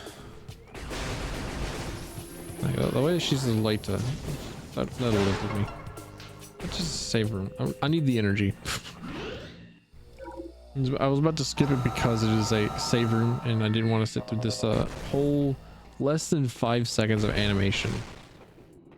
But sat through it I did because I realized that I need the health. Where was the thing? Where was the place to go? Probably over here.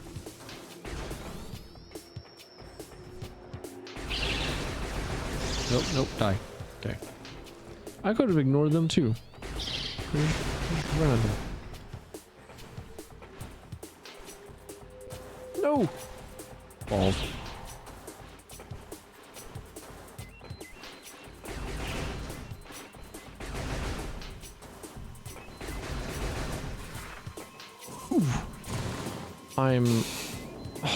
I was almost so good. I was almost so good. I was almost so cool. Able to go through that entire thing without getting hit. Oh, that would have been so cool. It's almost so smooth. Oh. No way. Right then.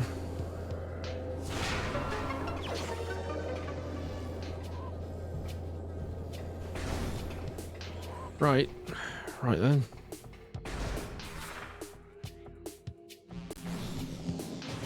Alright, darling, where are we going? Ow. Got stuck under the wall ball. Fondle that real quick.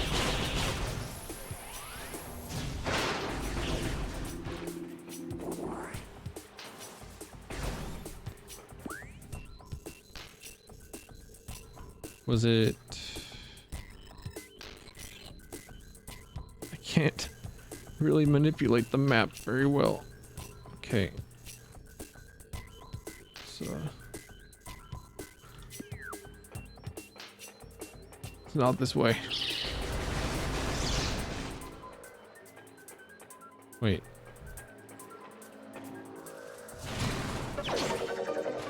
Huh.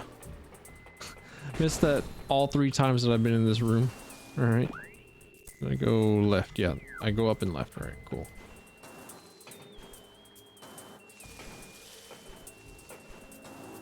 Yeah, see, you can like maneuver through this room really quickly with the space jump boots. But what if you had... Huh. Okay. You could have projectiles just disappear and not collide with the wall in front of you. Alright, cool. No, wait.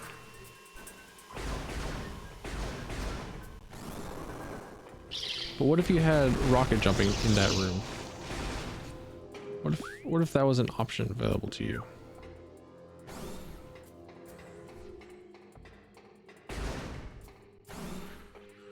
Here we are.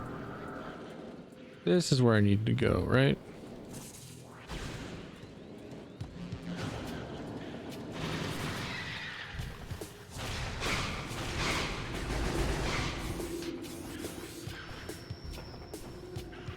Right.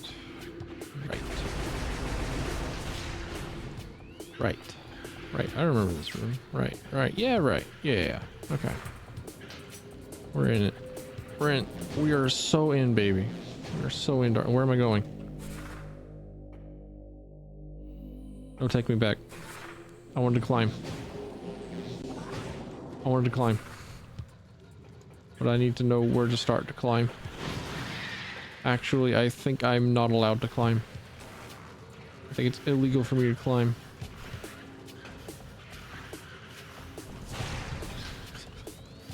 Just imagine. Just imagine. Just imagine if I actually took the time to install the physics mod. It'd be so cool.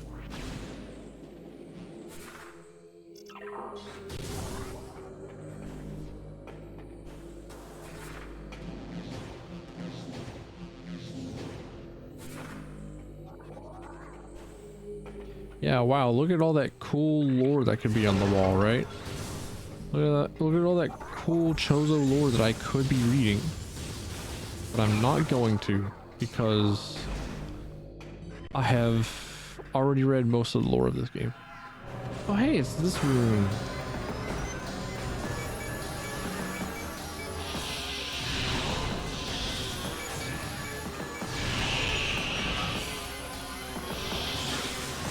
Yowie. You ate my charge beam too, didn't you?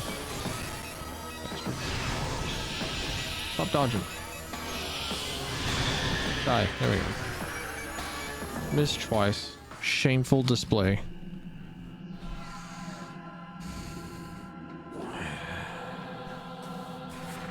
Oh, almost. Almost fell into his waiting lovely hands.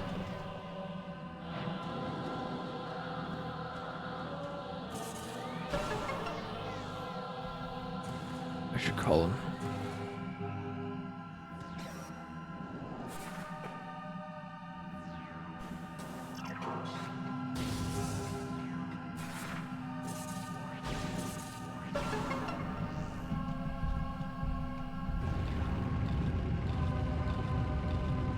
I don't know what it was about this room in particular that I really liked, but I really did like this one particular room. It really was just this one room that I liked a lot. I remember it very well. God, Mary and Joseph.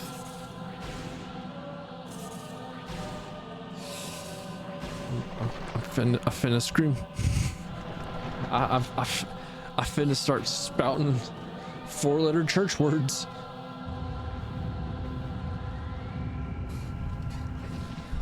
I mean, it's not like it's stopped me before, but you know, I've been going at it all day.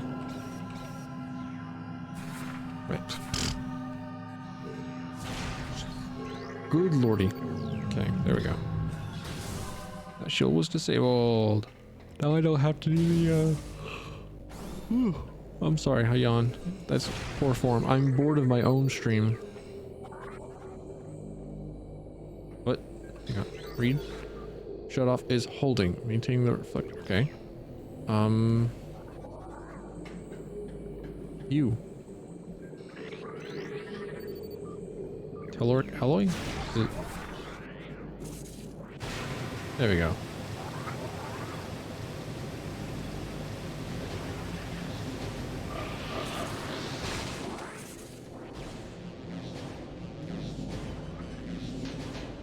Ooh.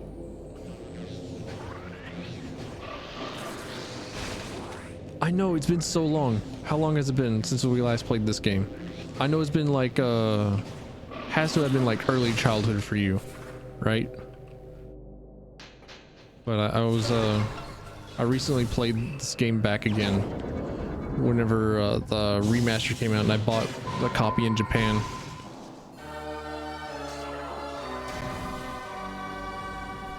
Where was I going? Over here? I can jump over here. Cool, cool, cool, cool. This is probably a save room, right? Yeah. Yeah, I was playing through the Japanese version of the game earlier. And by earlier, I mean like 2 months ago on my Switch.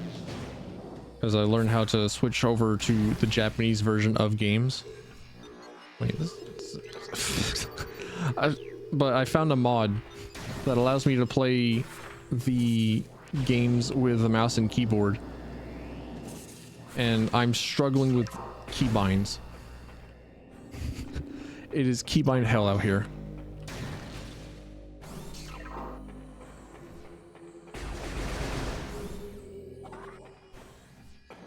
Where did this go, huh?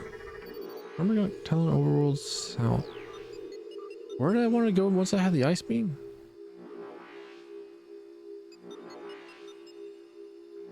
Next was Gravity Suit, I think. Oh yeah, sure, let's go to Talon Overworld. But yeah, Metroid Prime has a lot of really big words, most of which I didn't know whenever I started playing through it. Like, I felt very, very proud of myself whenever I knew what the word thermal meant. Because I had to... Because you get the thermal vision, right? It's this thing where you get to see heat. And I was very proud of myself for figuring out what thermal meant. To the point where I was bragging to one of the cousins.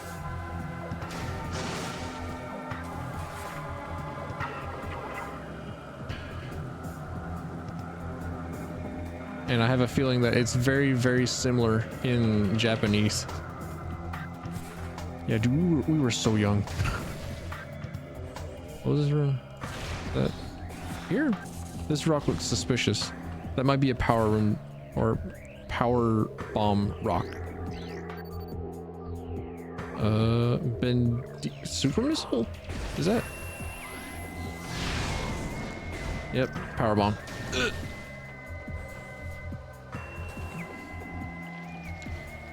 Oh, I know there's a mod for this game that as well where you can install physics that make the game behave like a source engine game. So you could install a rocket jumping mod, and this room feels like it would be extremely cool with rocket jumps. What?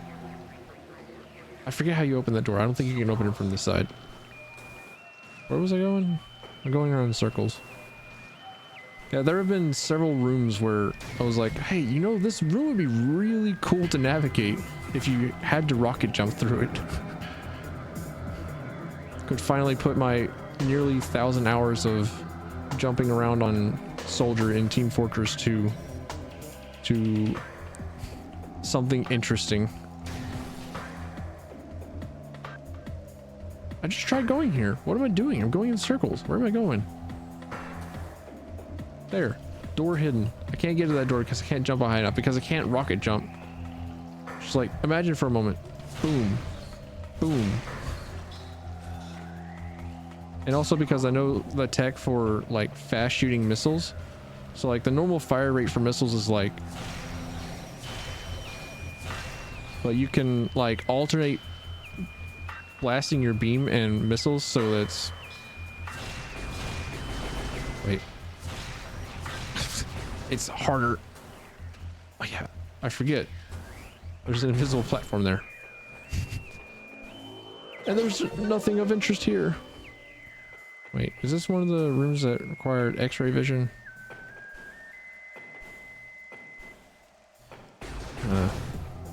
I'll figure it out later, I guess. I just know that I'm not supposed to be there.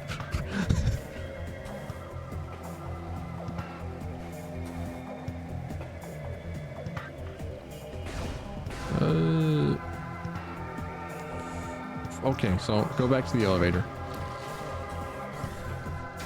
Don't you close the damn door on me. Hold the elevator.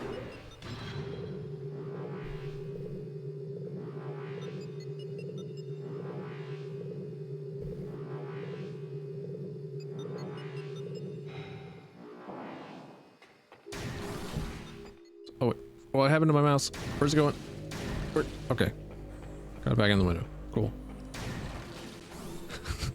It's kind of funny how Dolphin will accept background input.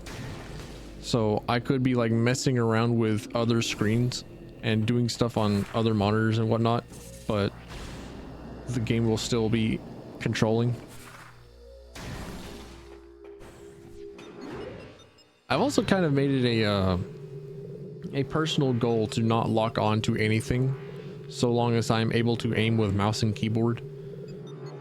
But it feels like it's going to be a bit of a cheat with the ice beam, because you can kind of see how it has like some sort of tracking, like it has some sort of auto homing. Like I'm trying to show it off, but it seems to be not not cooperating now that I've mentioned that it exists, you know, as it were. Now, small pains.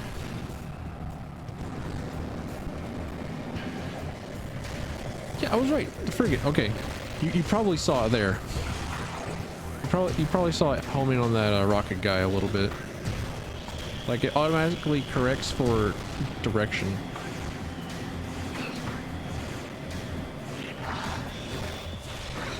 There we go. Easy.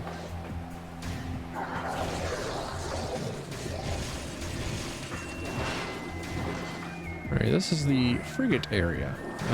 I'll be getting the grappling hook and the ice. I already have the ice beam. Grapple hook and the gravity suit from here. I'm hoping to try and complete this game by the end of the day. And I've been playing the game at 30% faster, so it feels possible.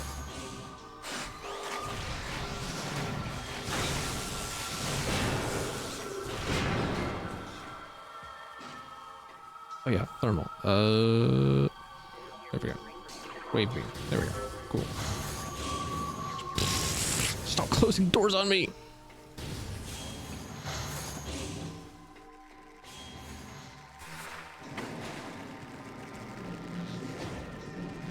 Sprint through the crabs. I think the only place that is going to give me particularly big trouble is going to be like the space pirate mines. Older games having a shorter completion time than newer games? Depends on the game, I think. It's like I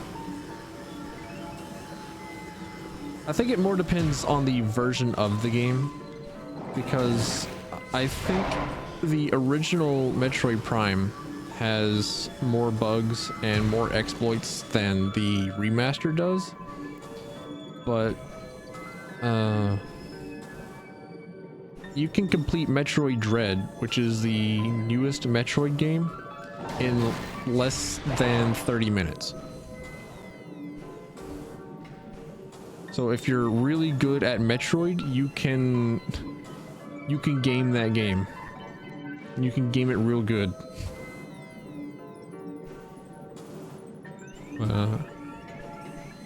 Yeah, and it was actually insane watching the speedrun of Metroid Dread happen in real time. It was like people were solving like routes and all that stuff within an hour of the game dropping.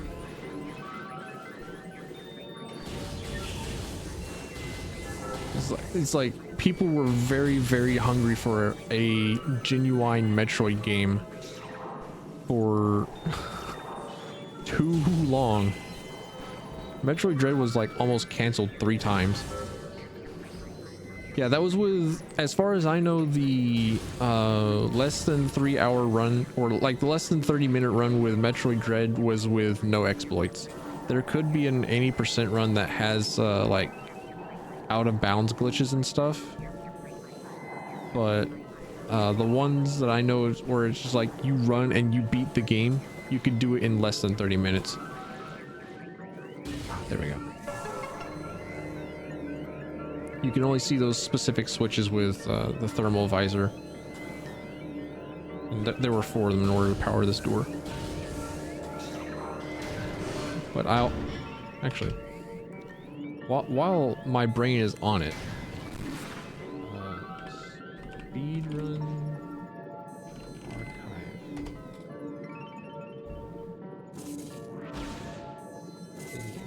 Metroid Dread.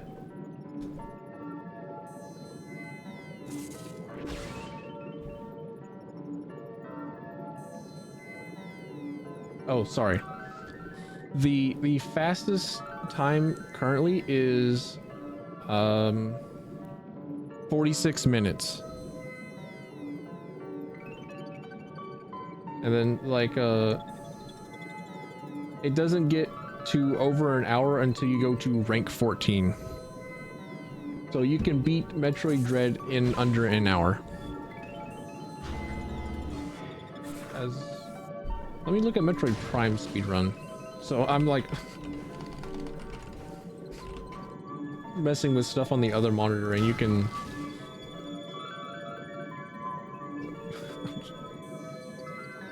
okay, top run for Metroid Prime is 44 minutes.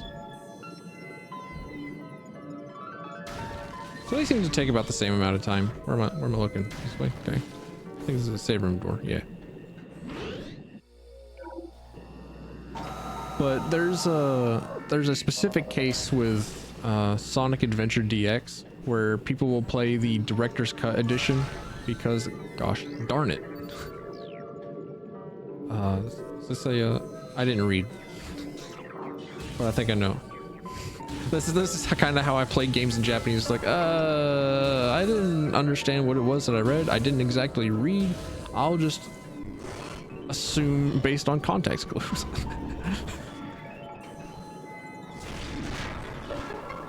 Ooh, energy. Cool. But in Sonic Adventure, for the Dreamcast, people will run the Sonic Adventure DX version of the game on PC because there are so many more bugs in the PC version of the game that it is so much easier to exploit. And there are a lot of other glitches and stuff that you can do in the PC version of the game that you can't do on other platforms. And most of it's kind of just like slipping through gaps in the walls that are just there for some reason. Shit. Ah, bugger. Time to climb back up with my gravity suitless ass. Alright. Incoming scan data, gravity patterns analyzed. Oh, baby, Phandronic. Gosh darn it. I'm in the wrong, I'm in the entire wrong area. No. Well, I can't really navigate the map with this mod. There's some screwy with going through the map without a C-stick. Who would have thought? I need to find other games that have this sort of mod for it, where you can play with a mouse and keyboard quite like this. One that I'm hoping has a mod like that is Star Fox Assault.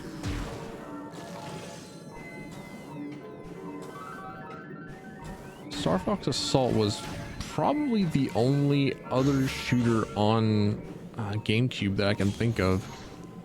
You had like this, and then you had ground mode Star Fox Assault. Oh, man, look at that sprint speed. Look at me going 30% faster than the game wants me to go. Look at me just zoom at normal human speeds.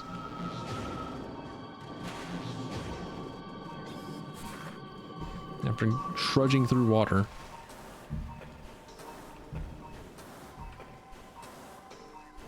Yet just another room that is like, you know, how much easier, how much weirder, how much more interesting could that room be navigated with rocket jumps?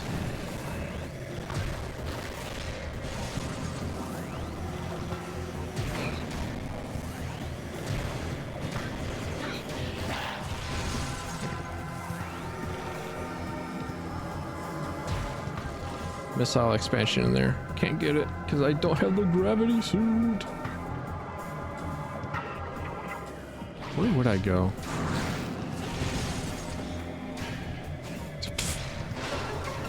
Somehow I haven't been here, so I just haven't opened up that door yet.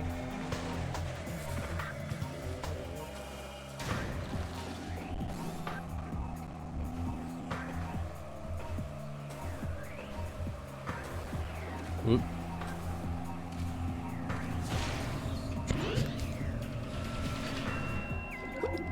I might not have rocket jumps installed, but I'll act like I do.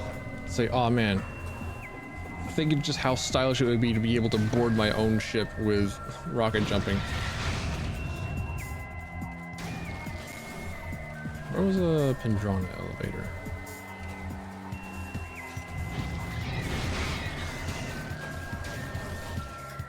It wasn't there.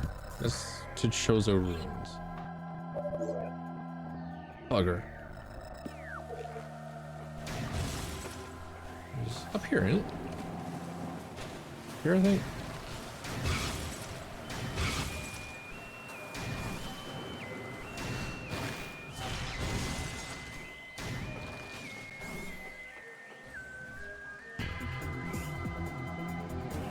This seems right. I think this might actually go to Magmore Caverns, but then I can easily get to Pendrona Drift from Magmore Caverns.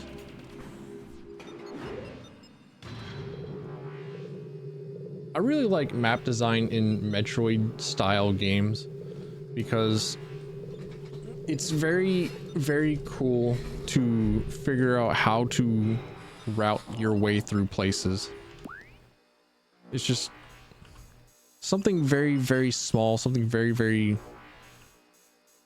nearly insignificantly tiny thing to do, but it scratches a lizard brain itch, which is actually like one of the things that was canceled in Cyberpunk 2077 was a real-time like public infrastructure and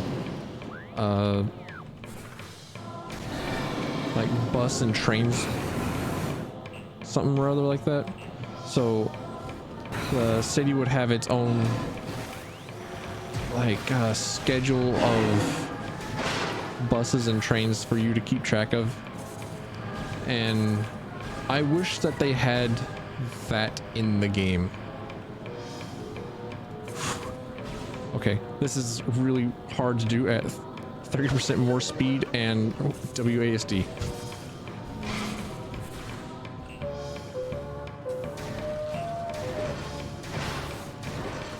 Before Cyberpunk 2077 release, I was reading an article from one of the dudes that did some of the games at a games jam, and one of the games was a bus riding simulator, and it was very weird. Like, even the author himself was like, it was very strange to want to play this, but it was also somewhat satisfying to have been able to play it and get like a schedule of buses online and to go through it correctly.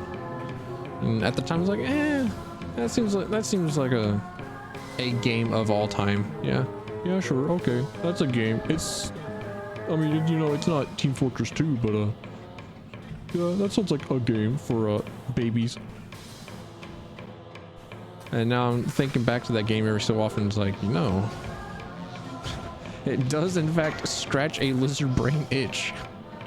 It's like, you know, I really could optimize routes and do correct travel plans and be rewarded for knowing stuff.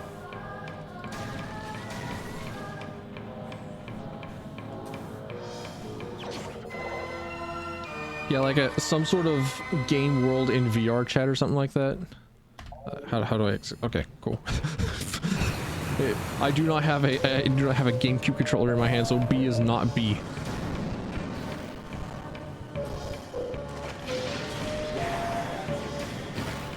Shot. I'm doing it. I'm gaming. But it was one of the things I really liked about Hollow Knight. Whenever I figured out that it's like, oh hey, I really do enjoy being rewarded for knowing the game and having memory of the game map. It was just being able to route correctly to different places as fast as possible without pulling up the map. And then one of the design decisions in Hollow Knight is that if you need to know where it is that you are on a map, then you require like the equivalent of a skill point in order to be able to show where you are on the map. I didn't even know this was here. I was not looking for this. Damn it. I need a plasma beam. Open up. Give. But,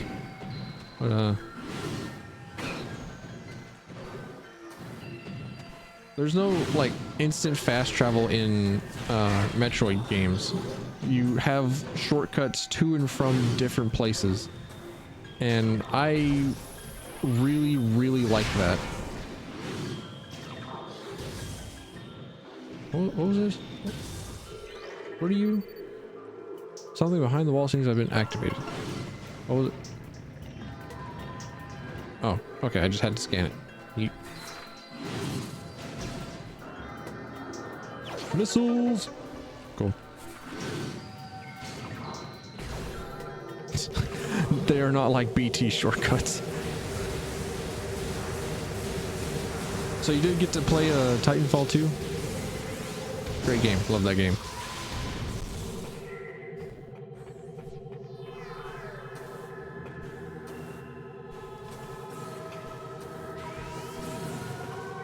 Oh yeah, and you also got Outer Wild as well, right?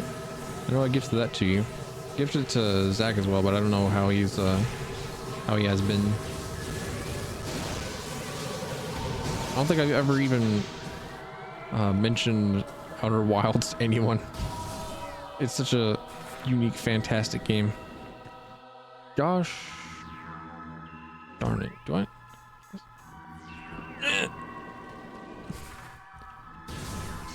Rendezvous with Emily Anderson. Okay. So you're at like what everybody considers to be the coolest part of the game.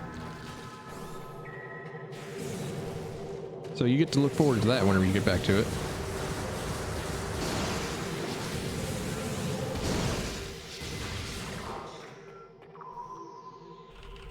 Open up.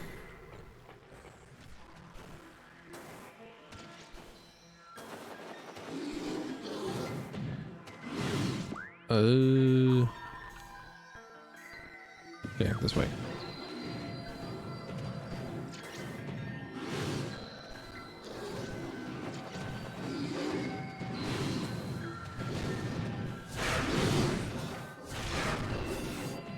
This way.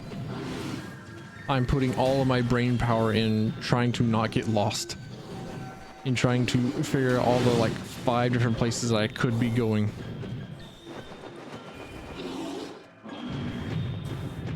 Time stuff through you? Yeah. I hear it takes a lot of people to get accustomed to the time stuff.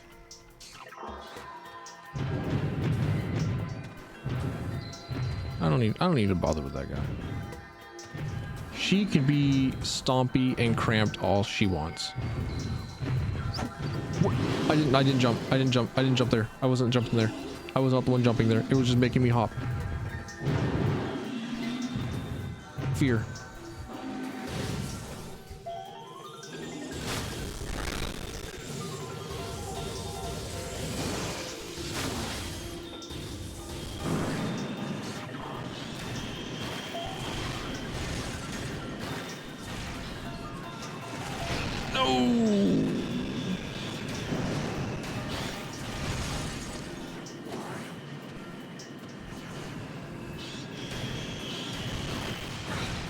Transitions in and out making you motion sick. Hey, I get you. I get you.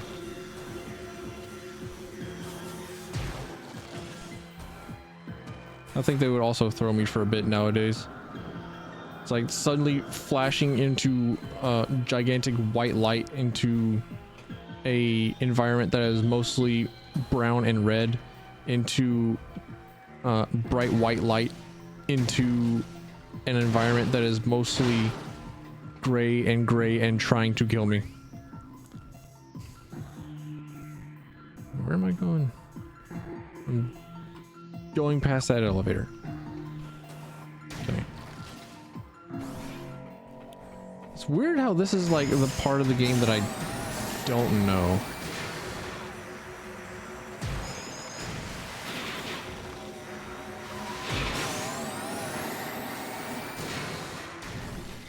Like up until this point I knew this game really well for some reason. I think I mentioned this was like my third or fourth time. Oh, in the dome, whenever she starts summoning in the Reapers and stuff. Yeah.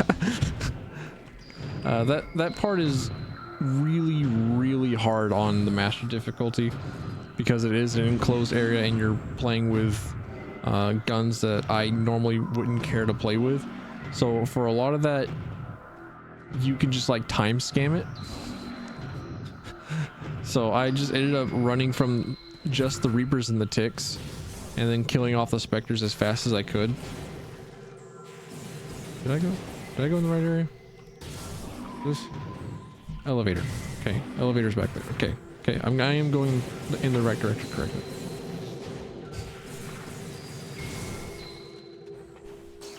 There's the ice beam door. I've been looking for you, buddy. Been looking for you, sweetie. Come here, darling. Open up. Darn it.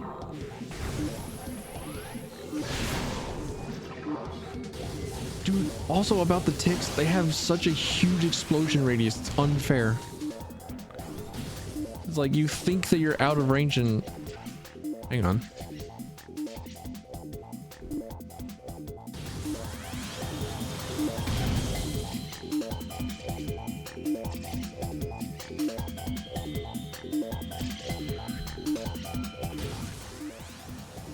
It's not bad at 30% extra speed. It's been that way for a couple of songs. I was like, you know, you kind of don't really understand how funky some of these beats are until they're like sped up. I'm not going in there.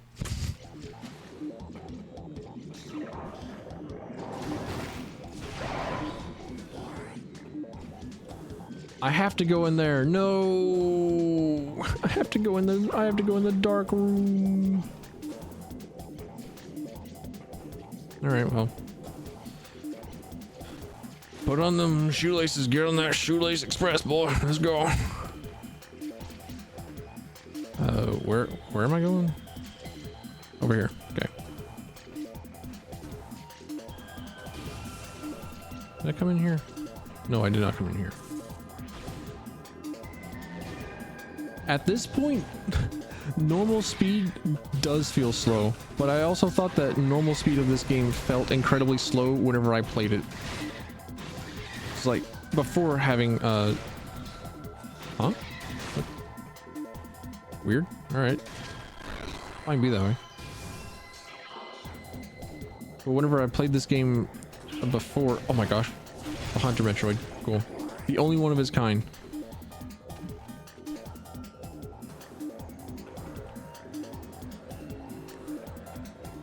Does this require me to blow something up?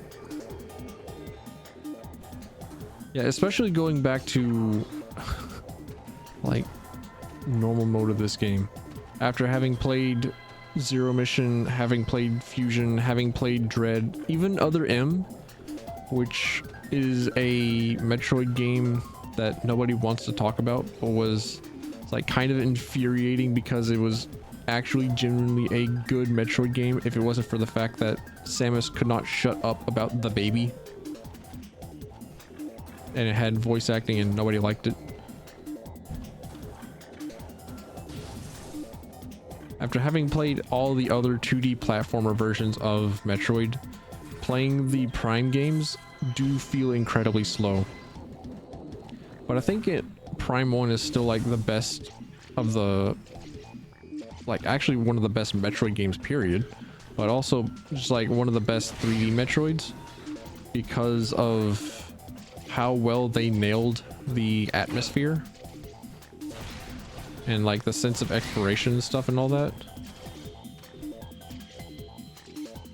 Where am I going now? Right, I'm going up to the dark room. I know where I'm going.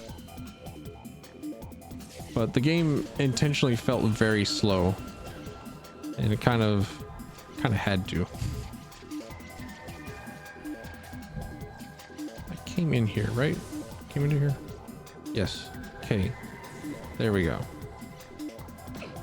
I can read maps. I'm just not going to. Would that make me go faster? Yeah. Shit.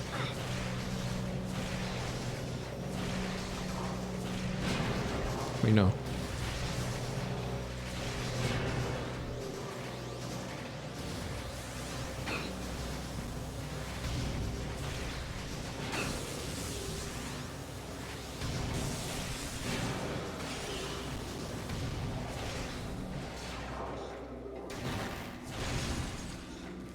That felt like a really good shot.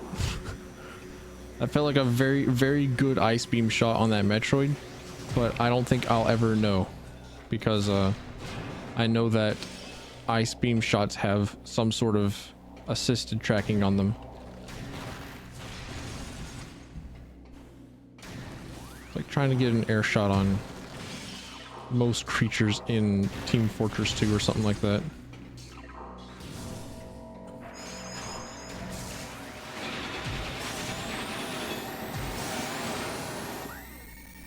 I'm not going in the right direction, am I? I'm not going in the right direction at all. I'm not. No. I'm not. Shit. Again. I was in the right area. I have to go back into that grapple hook room.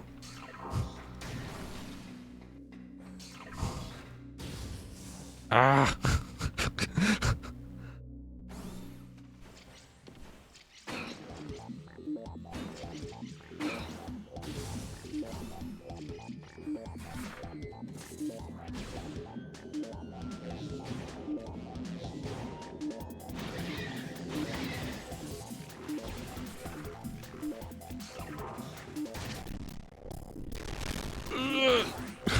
Crunchy frames every time you kill a large bundle of insects. Oh yeah, I didn't look up.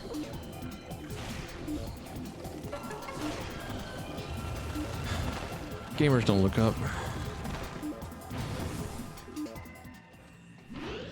Gamers don't look up. That's why everybody hates Farah in Overwatch, despite her being the absolute worst character. They just can't look up.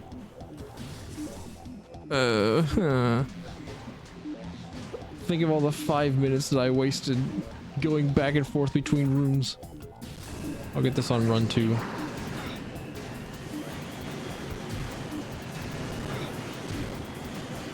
Getting my ass handed to me.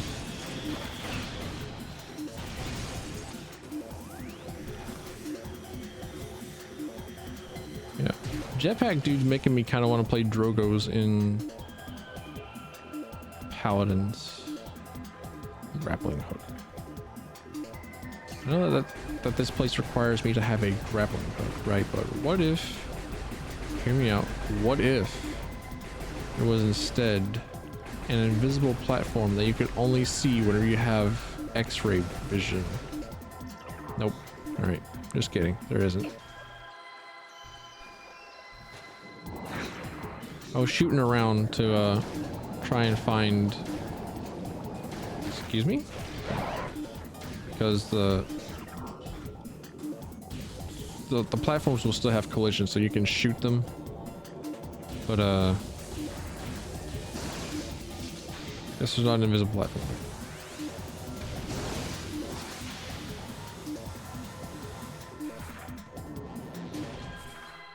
Guess I gotta have an actual grappling hook. Excuse me? Excuse me?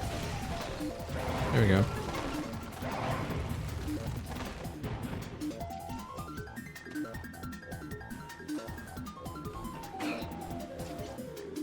That piano goes nuts.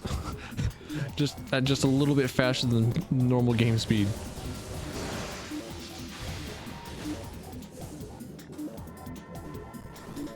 All right, here we go.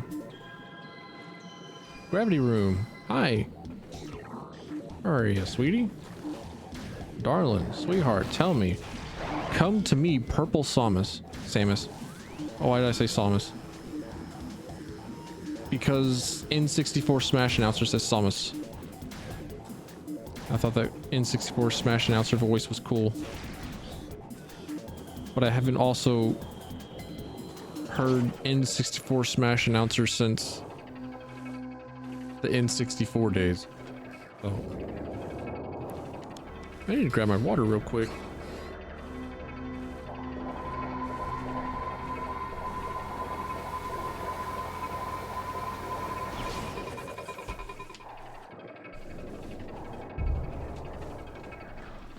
Can I get my water prepared faster than Samus? Nope. Darn it. Oh. The gravity suit also just so happens to come with like a set of clear fog lens wipers, so now we can see more than 5 feet in front of us.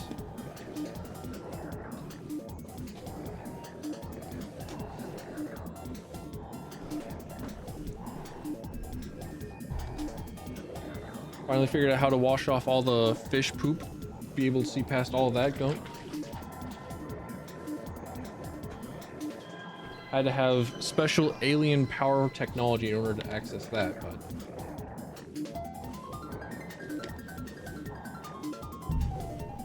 I'm glad we finally have access to it.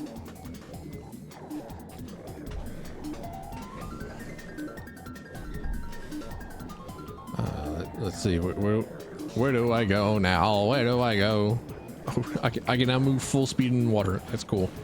I forgot about that for a bit. I forgot that's the entire reason why we wanted the gravity suit in the first place. It's like, oh yeah, that happens.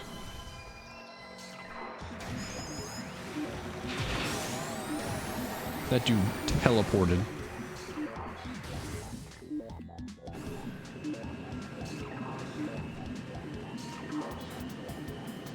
What if I don't give them the time of day?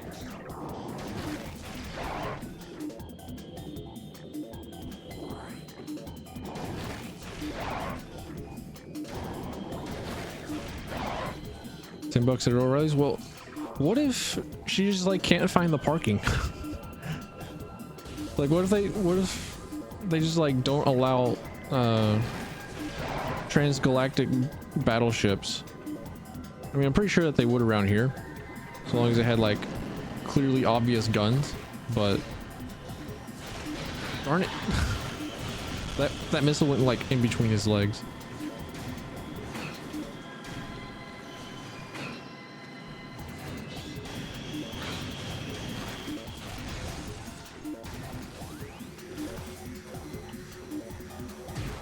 It actually is really fun to aim.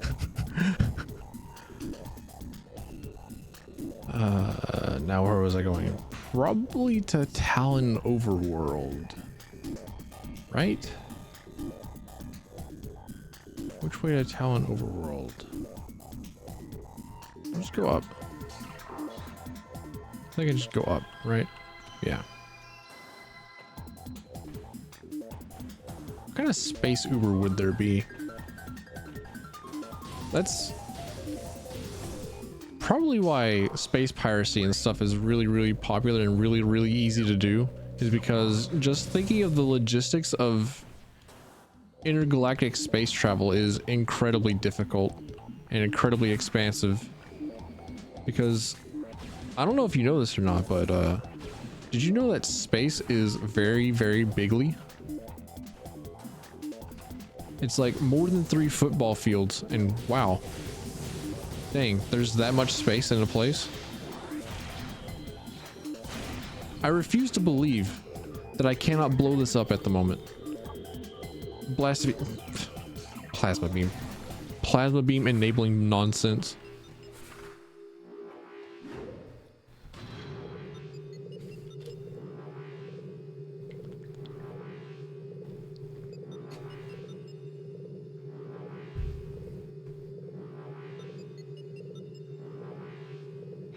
Space big, me small. Big feeling of that. Yeah.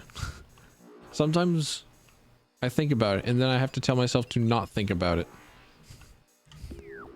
And then it's hard to just not think about it. Especially whenever I'm as big of a fan of Outer Wilds as I am.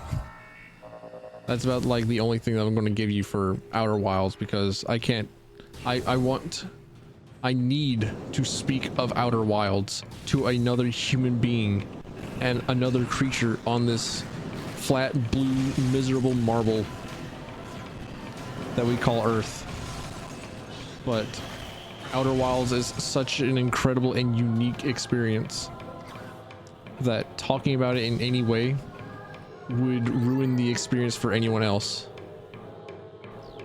I knew it. Why didn't I think of thermal? Yeah, please do. It's very unique in that it can take you anywhere between 60 hours to 20 minutes to beat the game.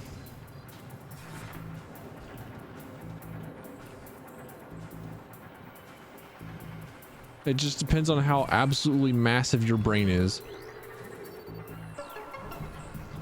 If your brain is big, huge, and you know the game, then you can beat it in 20 minutes. I know that there are actually like really cool speed runs for the game where there's like no spaceship, so you have to use Newtonian physics to launch yourself between planets and slingshot yourself across celestial entities. And then there's all deaths, where you find all the different death animations in the game as fast as possible.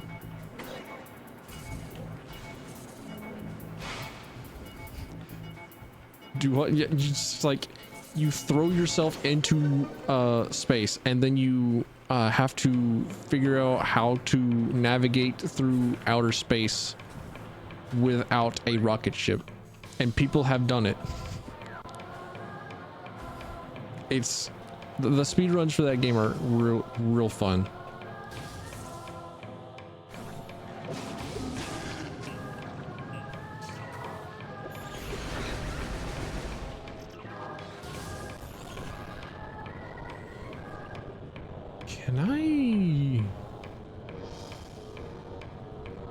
I think I need grapple hook in order to do this room, right? Because this is the room where you get the plasma beam.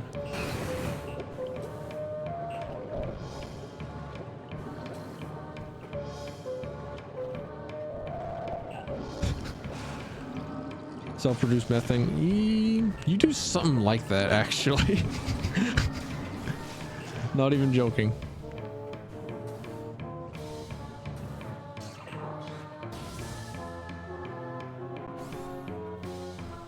But it's also like canon in game that your character subsists almost entirely on burnt marshmallows. Okay, it's not that door. It's not that pillar.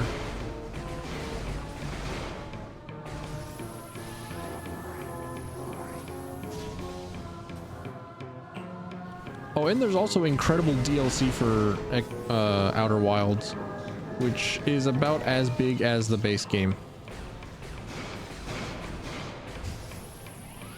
So that's like another possible 60 hours of game, depending on how big your brain is and how well you are able to connect dots and figure things out. Because the game is entirely like exploration and puzzle based. It's one of the exceptionally very few games that has only 2 of the 3 pillars of creating a video game or creating a game in general. And it has absolutely no combat in it.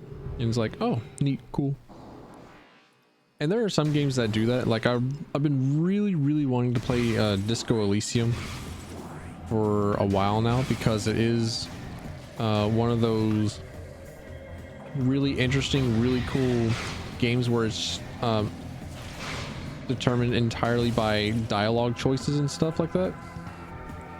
And you can use in the tutorial, you can get hacked by a door, have negative intelligence, and fucking die. He's like, okay, Disco Elysium allows stupid shit like that while also not being Baldur's Gate 3. Awesome. There's another game that's kind of similar to that. called I Divine Cybermancy, which is a weird yeah, okay, I remember where I'm going. Which I Divine Cybermancy is a weird source engine game that is made by a Polish team, and that matters because the game is like machine translated into English. So whenever you get insulted by some characters in the game, it's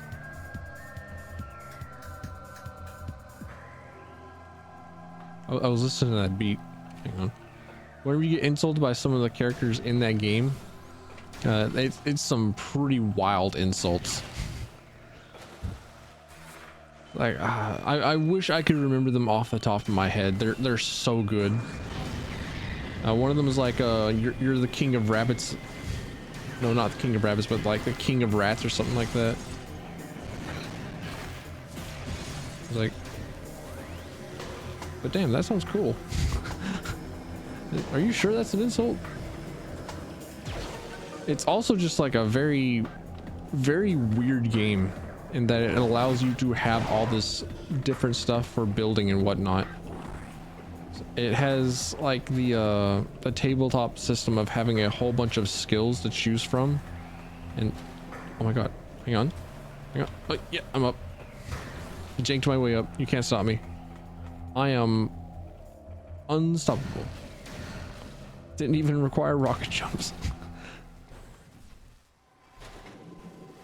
I'll have rocket jumping installed for Metroid Prime 2 for sure. Now that I'm just like playing through Metroid Prime 1 and thinking, you know, rocket jumps could have been really cool here. And I'm just wondering how many times that would happen in Metroid Prime 2.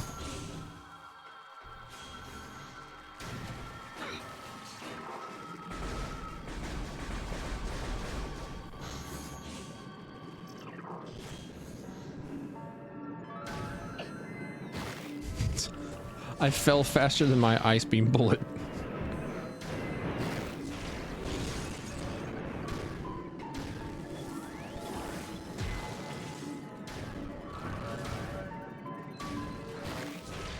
There we go.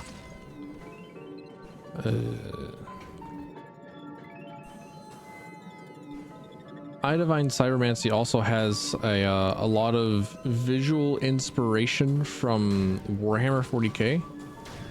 So a lot of the game design feels and looks very Warhammer-ish.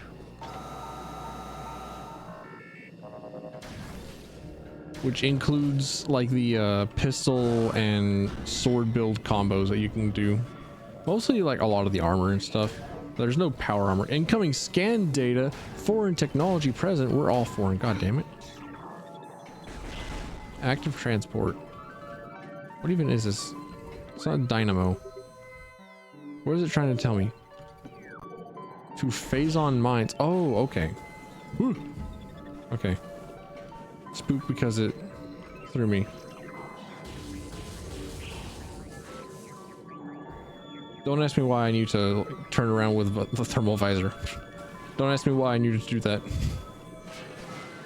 I won't be able to answer successfully. I just need to. And I still missed one.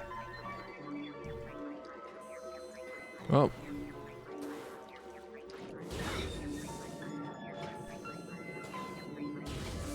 This one all the way back at the beginning. Darn it. Bollocks.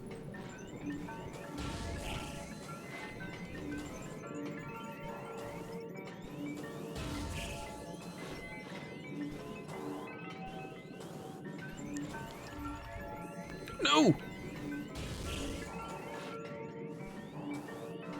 Whenever you transition in between water and air, there's like this small hiccup in movement. It's like, okay, cool. I think I've landed on something solid. Nope. You landed in water.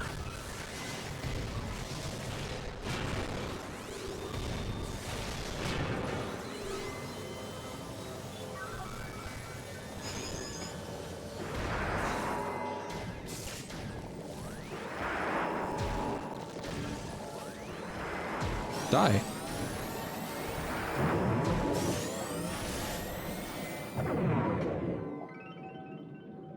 Bollocks.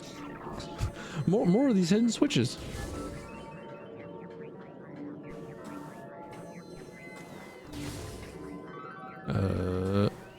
Wait. Can't see because everything is awash in purple. Where am I going? Send help. Help. What am I looking at? I have to go to all corners of this room. You kidding me? Can I at least... There we go.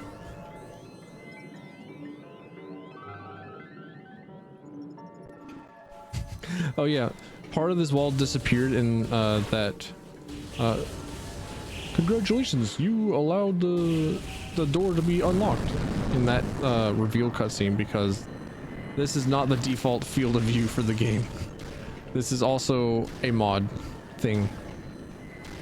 Hello? Shoot? Aim? Just shoot him? Forehead?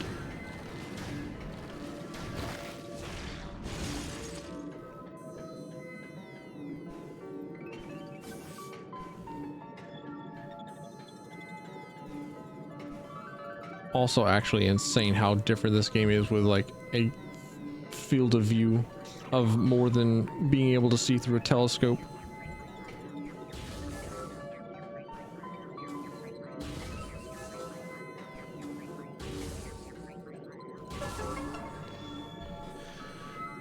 Well, no, the HUD's a little off because it's also in widescreen mode,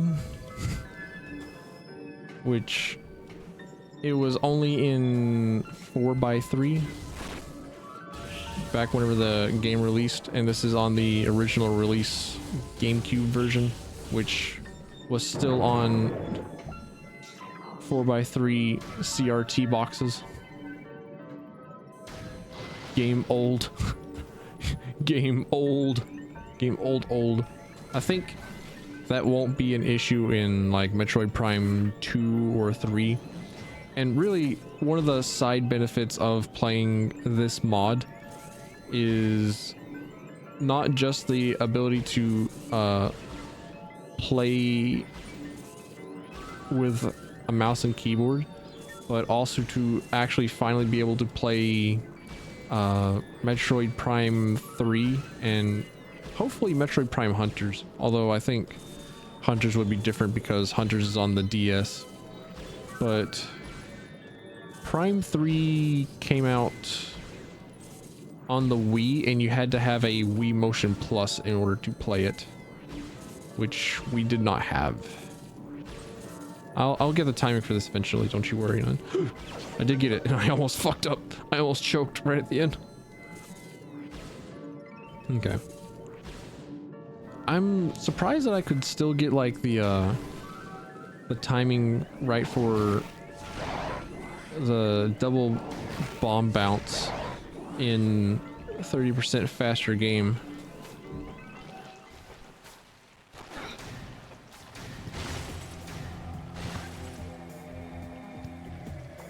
I know this room. Hang on. Yeah. Phase on. It hurts. Ow.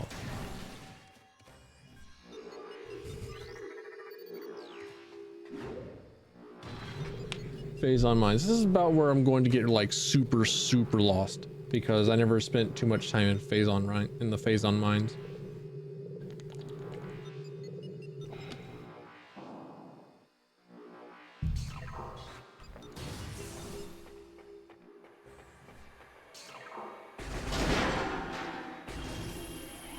I didn't know those existed. You can't access that area, and there's no reason for you to shoot those explosive barrels, but they exist, I guess. Weird, whack, okay. Stay lost? Yep. That's I could be like playing a game that streamer is playing, and I could know the game very well, but if I haven't played it myself, if I'm not currently playing it myself, then I just am lost. Like I just don't know. So This isn't... Oh, that is the power bomb. Okay. Dynamo is the power bomb location.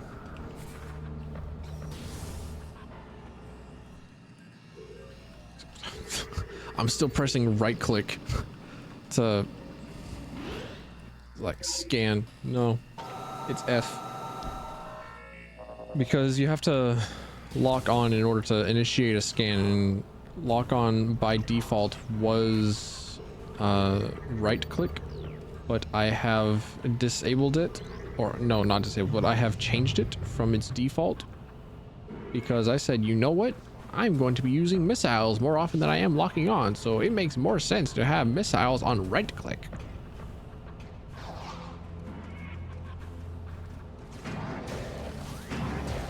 I really like it whenever I can play a game and unironically bind interact to right click,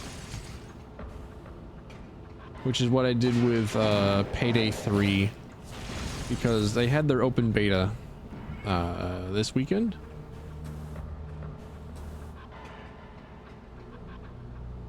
Yeah, this weekend. I think it still is around. Well, no, I think they closed the beta for the foreseeable future. Power conduit is nearby. Okay, cool. Because all they wanted to do was just stress test servers before full launch. So Payday 3 is going to be launched later this month, and that will be cool. Me and Gonzalez have made plans to play it together more whenever it's fully released. Yeah, Payday 2 was updated for a while. It was mostly being updated with, you know, like cosmetic stuff, and they had this thing going where you could buy preset guns, which were like guns that had their own modifications already installed on them, and some of those mods were, yeah, some of those modifications were just really, really good, so it felt very pay to win. But oh, also, did you know that Payday 2 also has a story mode?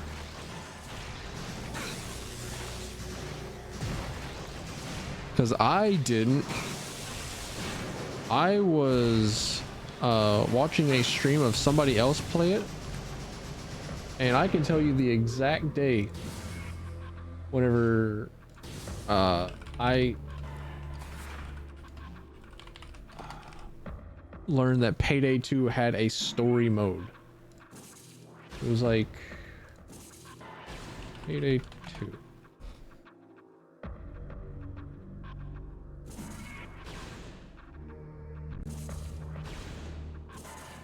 January 18th, 2022, I learned that Payday 2 has a story mode. Like, holy moly, how did I just not click on this one screen on Payday 2? Bendesium, excuse me? Bendesium super missile? No, Bendesium is power bomb. Everything's power. Bendesium power bomb. Dang. I think Payday 2 is like, you know, just 90 gigabytes. I downloaded it the other day. So, for a game that's been around for a very long time and has consistent updates and is from a Western developer, I say just around 80 gigabytes as like on the smaller size for something like that. And that's a damn shame that I have to say just 80 gigabytes. And then I have games like Phantasy Star Online 2 New Genesis that are taking up easily like 200 gigabytes. Actually, I think Phantasy Star Online 2 is 120 gigabytes. And Phantasy Star Online 2 is from Sega. And I just know that they're all from cosmetic collaborations and not from like actually interesting gameplay. Games really have gotten huge. They have no right being as huge as they are. Why are they so big? This gate be looking sus. Why are you? Bendesium. Bendesium. Power on Bendesium.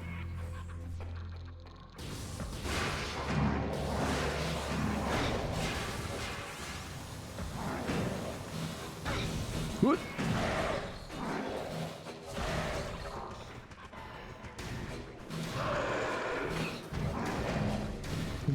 Getting attacked by the space nerds. All right.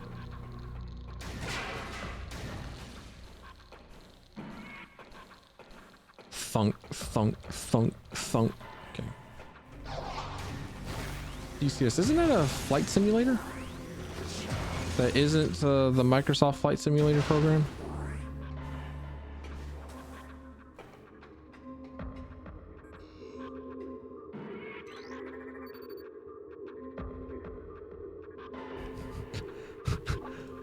Dude, I thought that I was like kind of ridiculous because I went out of my way to buy a 20 terabyte hard drive, and that was like $500. And it's like, now I will never need any more storage, and then I just know that I'm going to need more storage. I'm just not going to have to re-download a lot of games.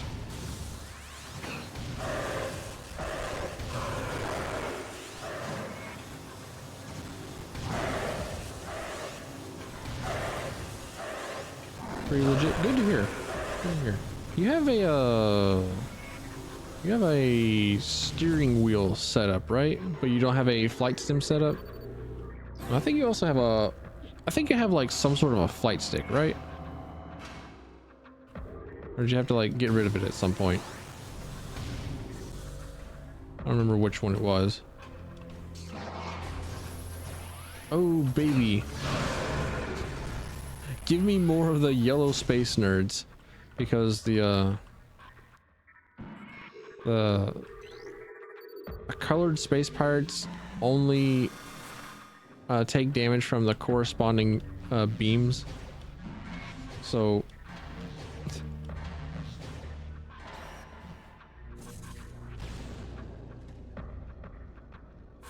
oh, you have everything. Oh, that's cool.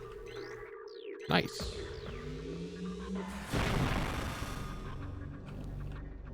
Get in. I think I'm gonna have to spin that thing all the way around again. Well.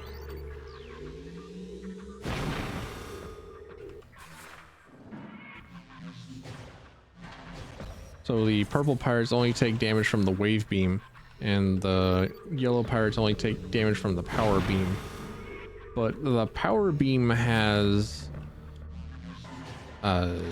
super missiles. So if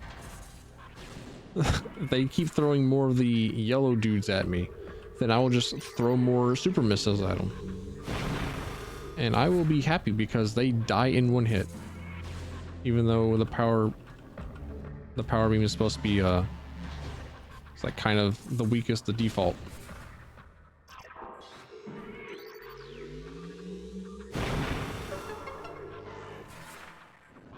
I don't think I have to blow up all the walls, but this Star Wars ass looking laser is, you know, here, and I'm here, and we both got buckets of chicken. I think only I understand that reference.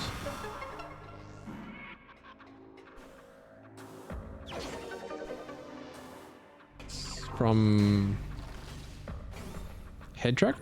Neat. Did you ever get a VR setup then? Because I've been wanting to play Subnautica in VR, and I know that Zach has had something of a VR setup for a little while. Either he's had an Oculus or he's had a friend that has had an Oculus come over.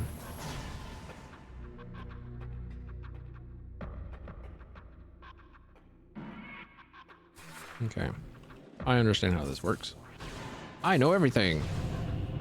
My brain is huge, and I am MODOK.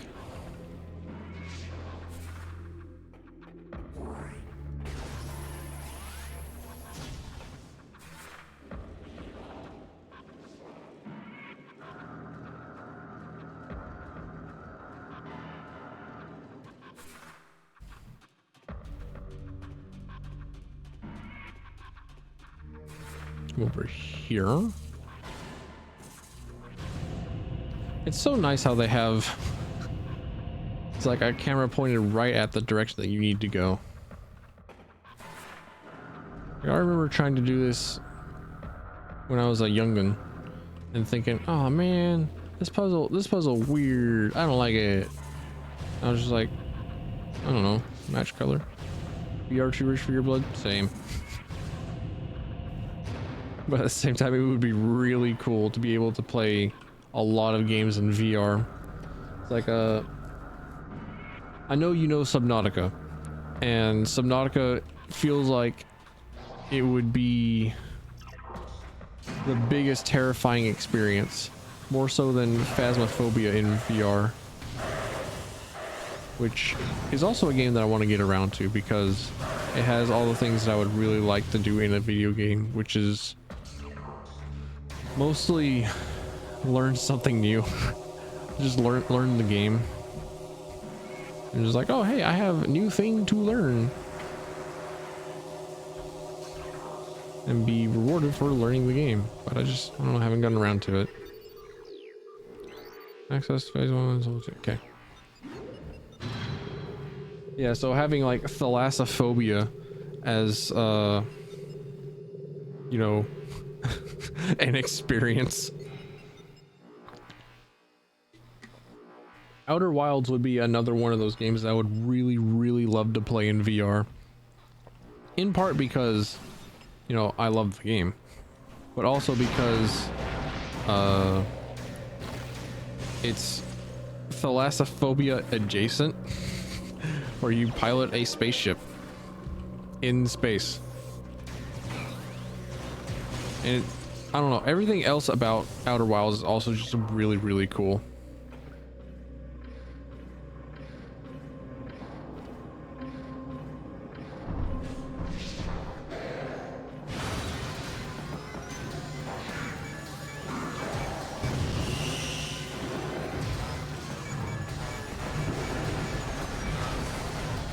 Yeah, I think I overload this dude with power beam.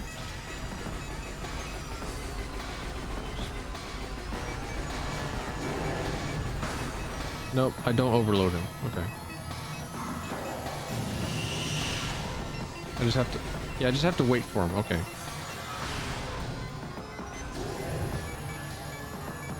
I wait for him to do attack. Okay. There we go. And then I just super missiles. Because super missiles is always awesome.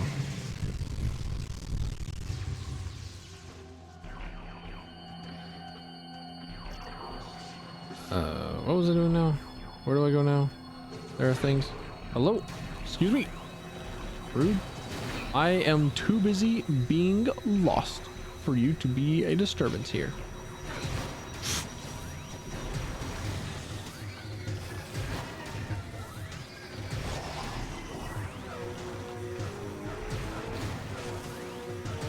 Oh, there's an AoE freeze on it. Okay, cool. See, I did not know that about the ice beam. I can miss and still hit. It has actual splash damage. In the picture? Alright, cool. I'll look at it. Yeah. Pirate data. I don't need all this pirate data. Alright, cool. I don't need the lore. I'll read the lore later. Because the lore actually is kind of cool.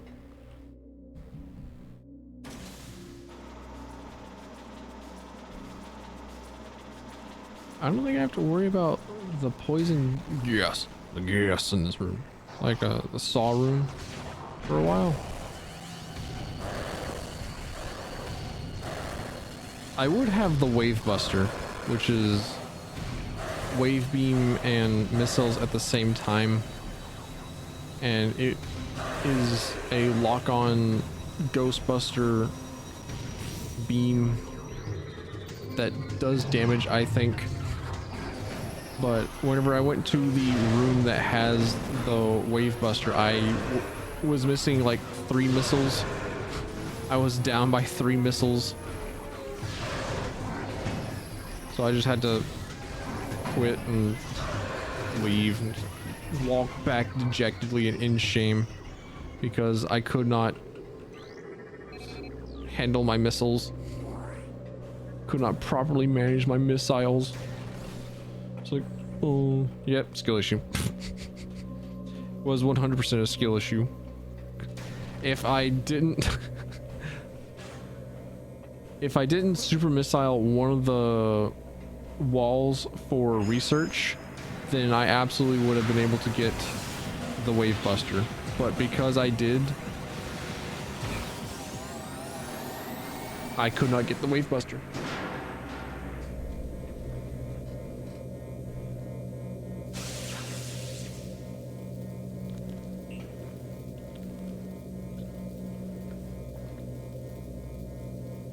I really love the puzzle music in this game.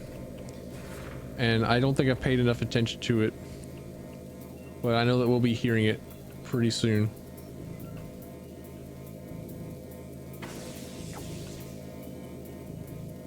So hopefully I'll stay quiet as the puzzle music kicks in.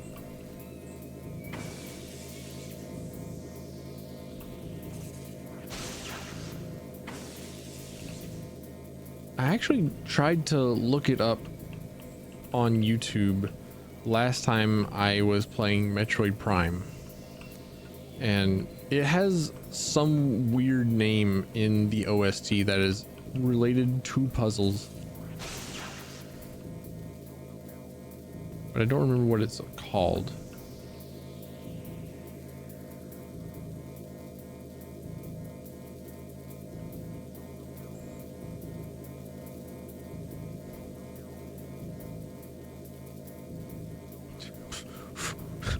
Why does this feel so stressful? Why does this feel so incredibly stressful on WASD? It's not even all that stressful. It's just like if I mess up, then oh wow, big deal. I take 5 damage, and then I just get bounced around. Very cool, powerbomb. Now I can deal with all those pesky Bendesian walls, like this. This has to be right. What is there? It is. Okay. Oh, crunchy frames.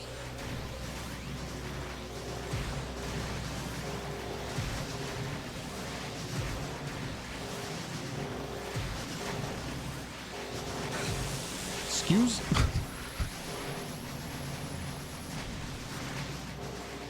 You know what? In the hole, Shinji.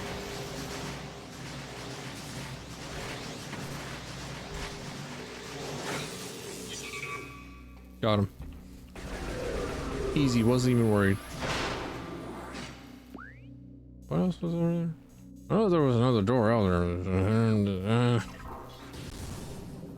I think I'll just keep going. Yeah, because I need...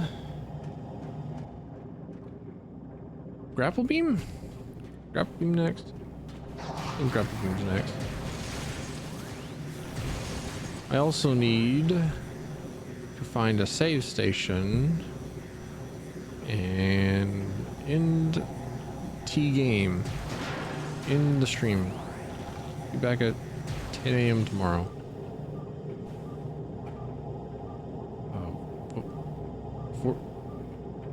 You're telling me that your force field door control isn't right next to the force field? What's wrong with everything?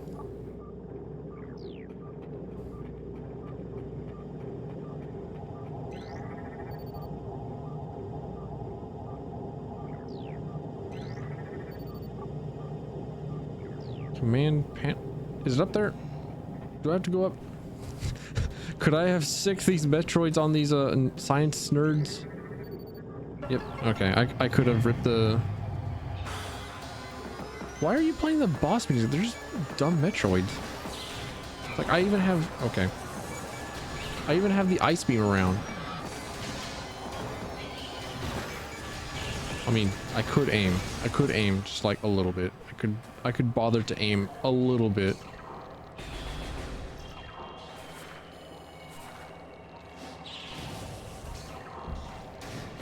Oh yeah, the X-ray goggles are coming up next.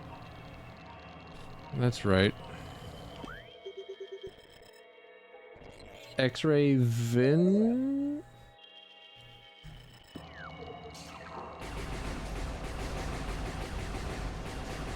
See, like you can see the invisible platform like kind of moving, but it's probably really hard to see actually. But there is an invisible platform right there, and it is moving like back and forth, but I don't know, it's even knowing where it's at whenever it's invisible is weird.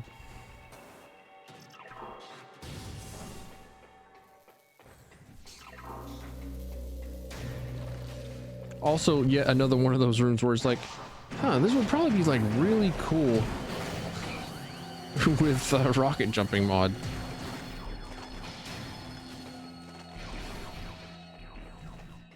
Oh, that is a save room. All right, cool. Well, yeah, about time for me to end. Saved? OBS, close this. Cool. Right.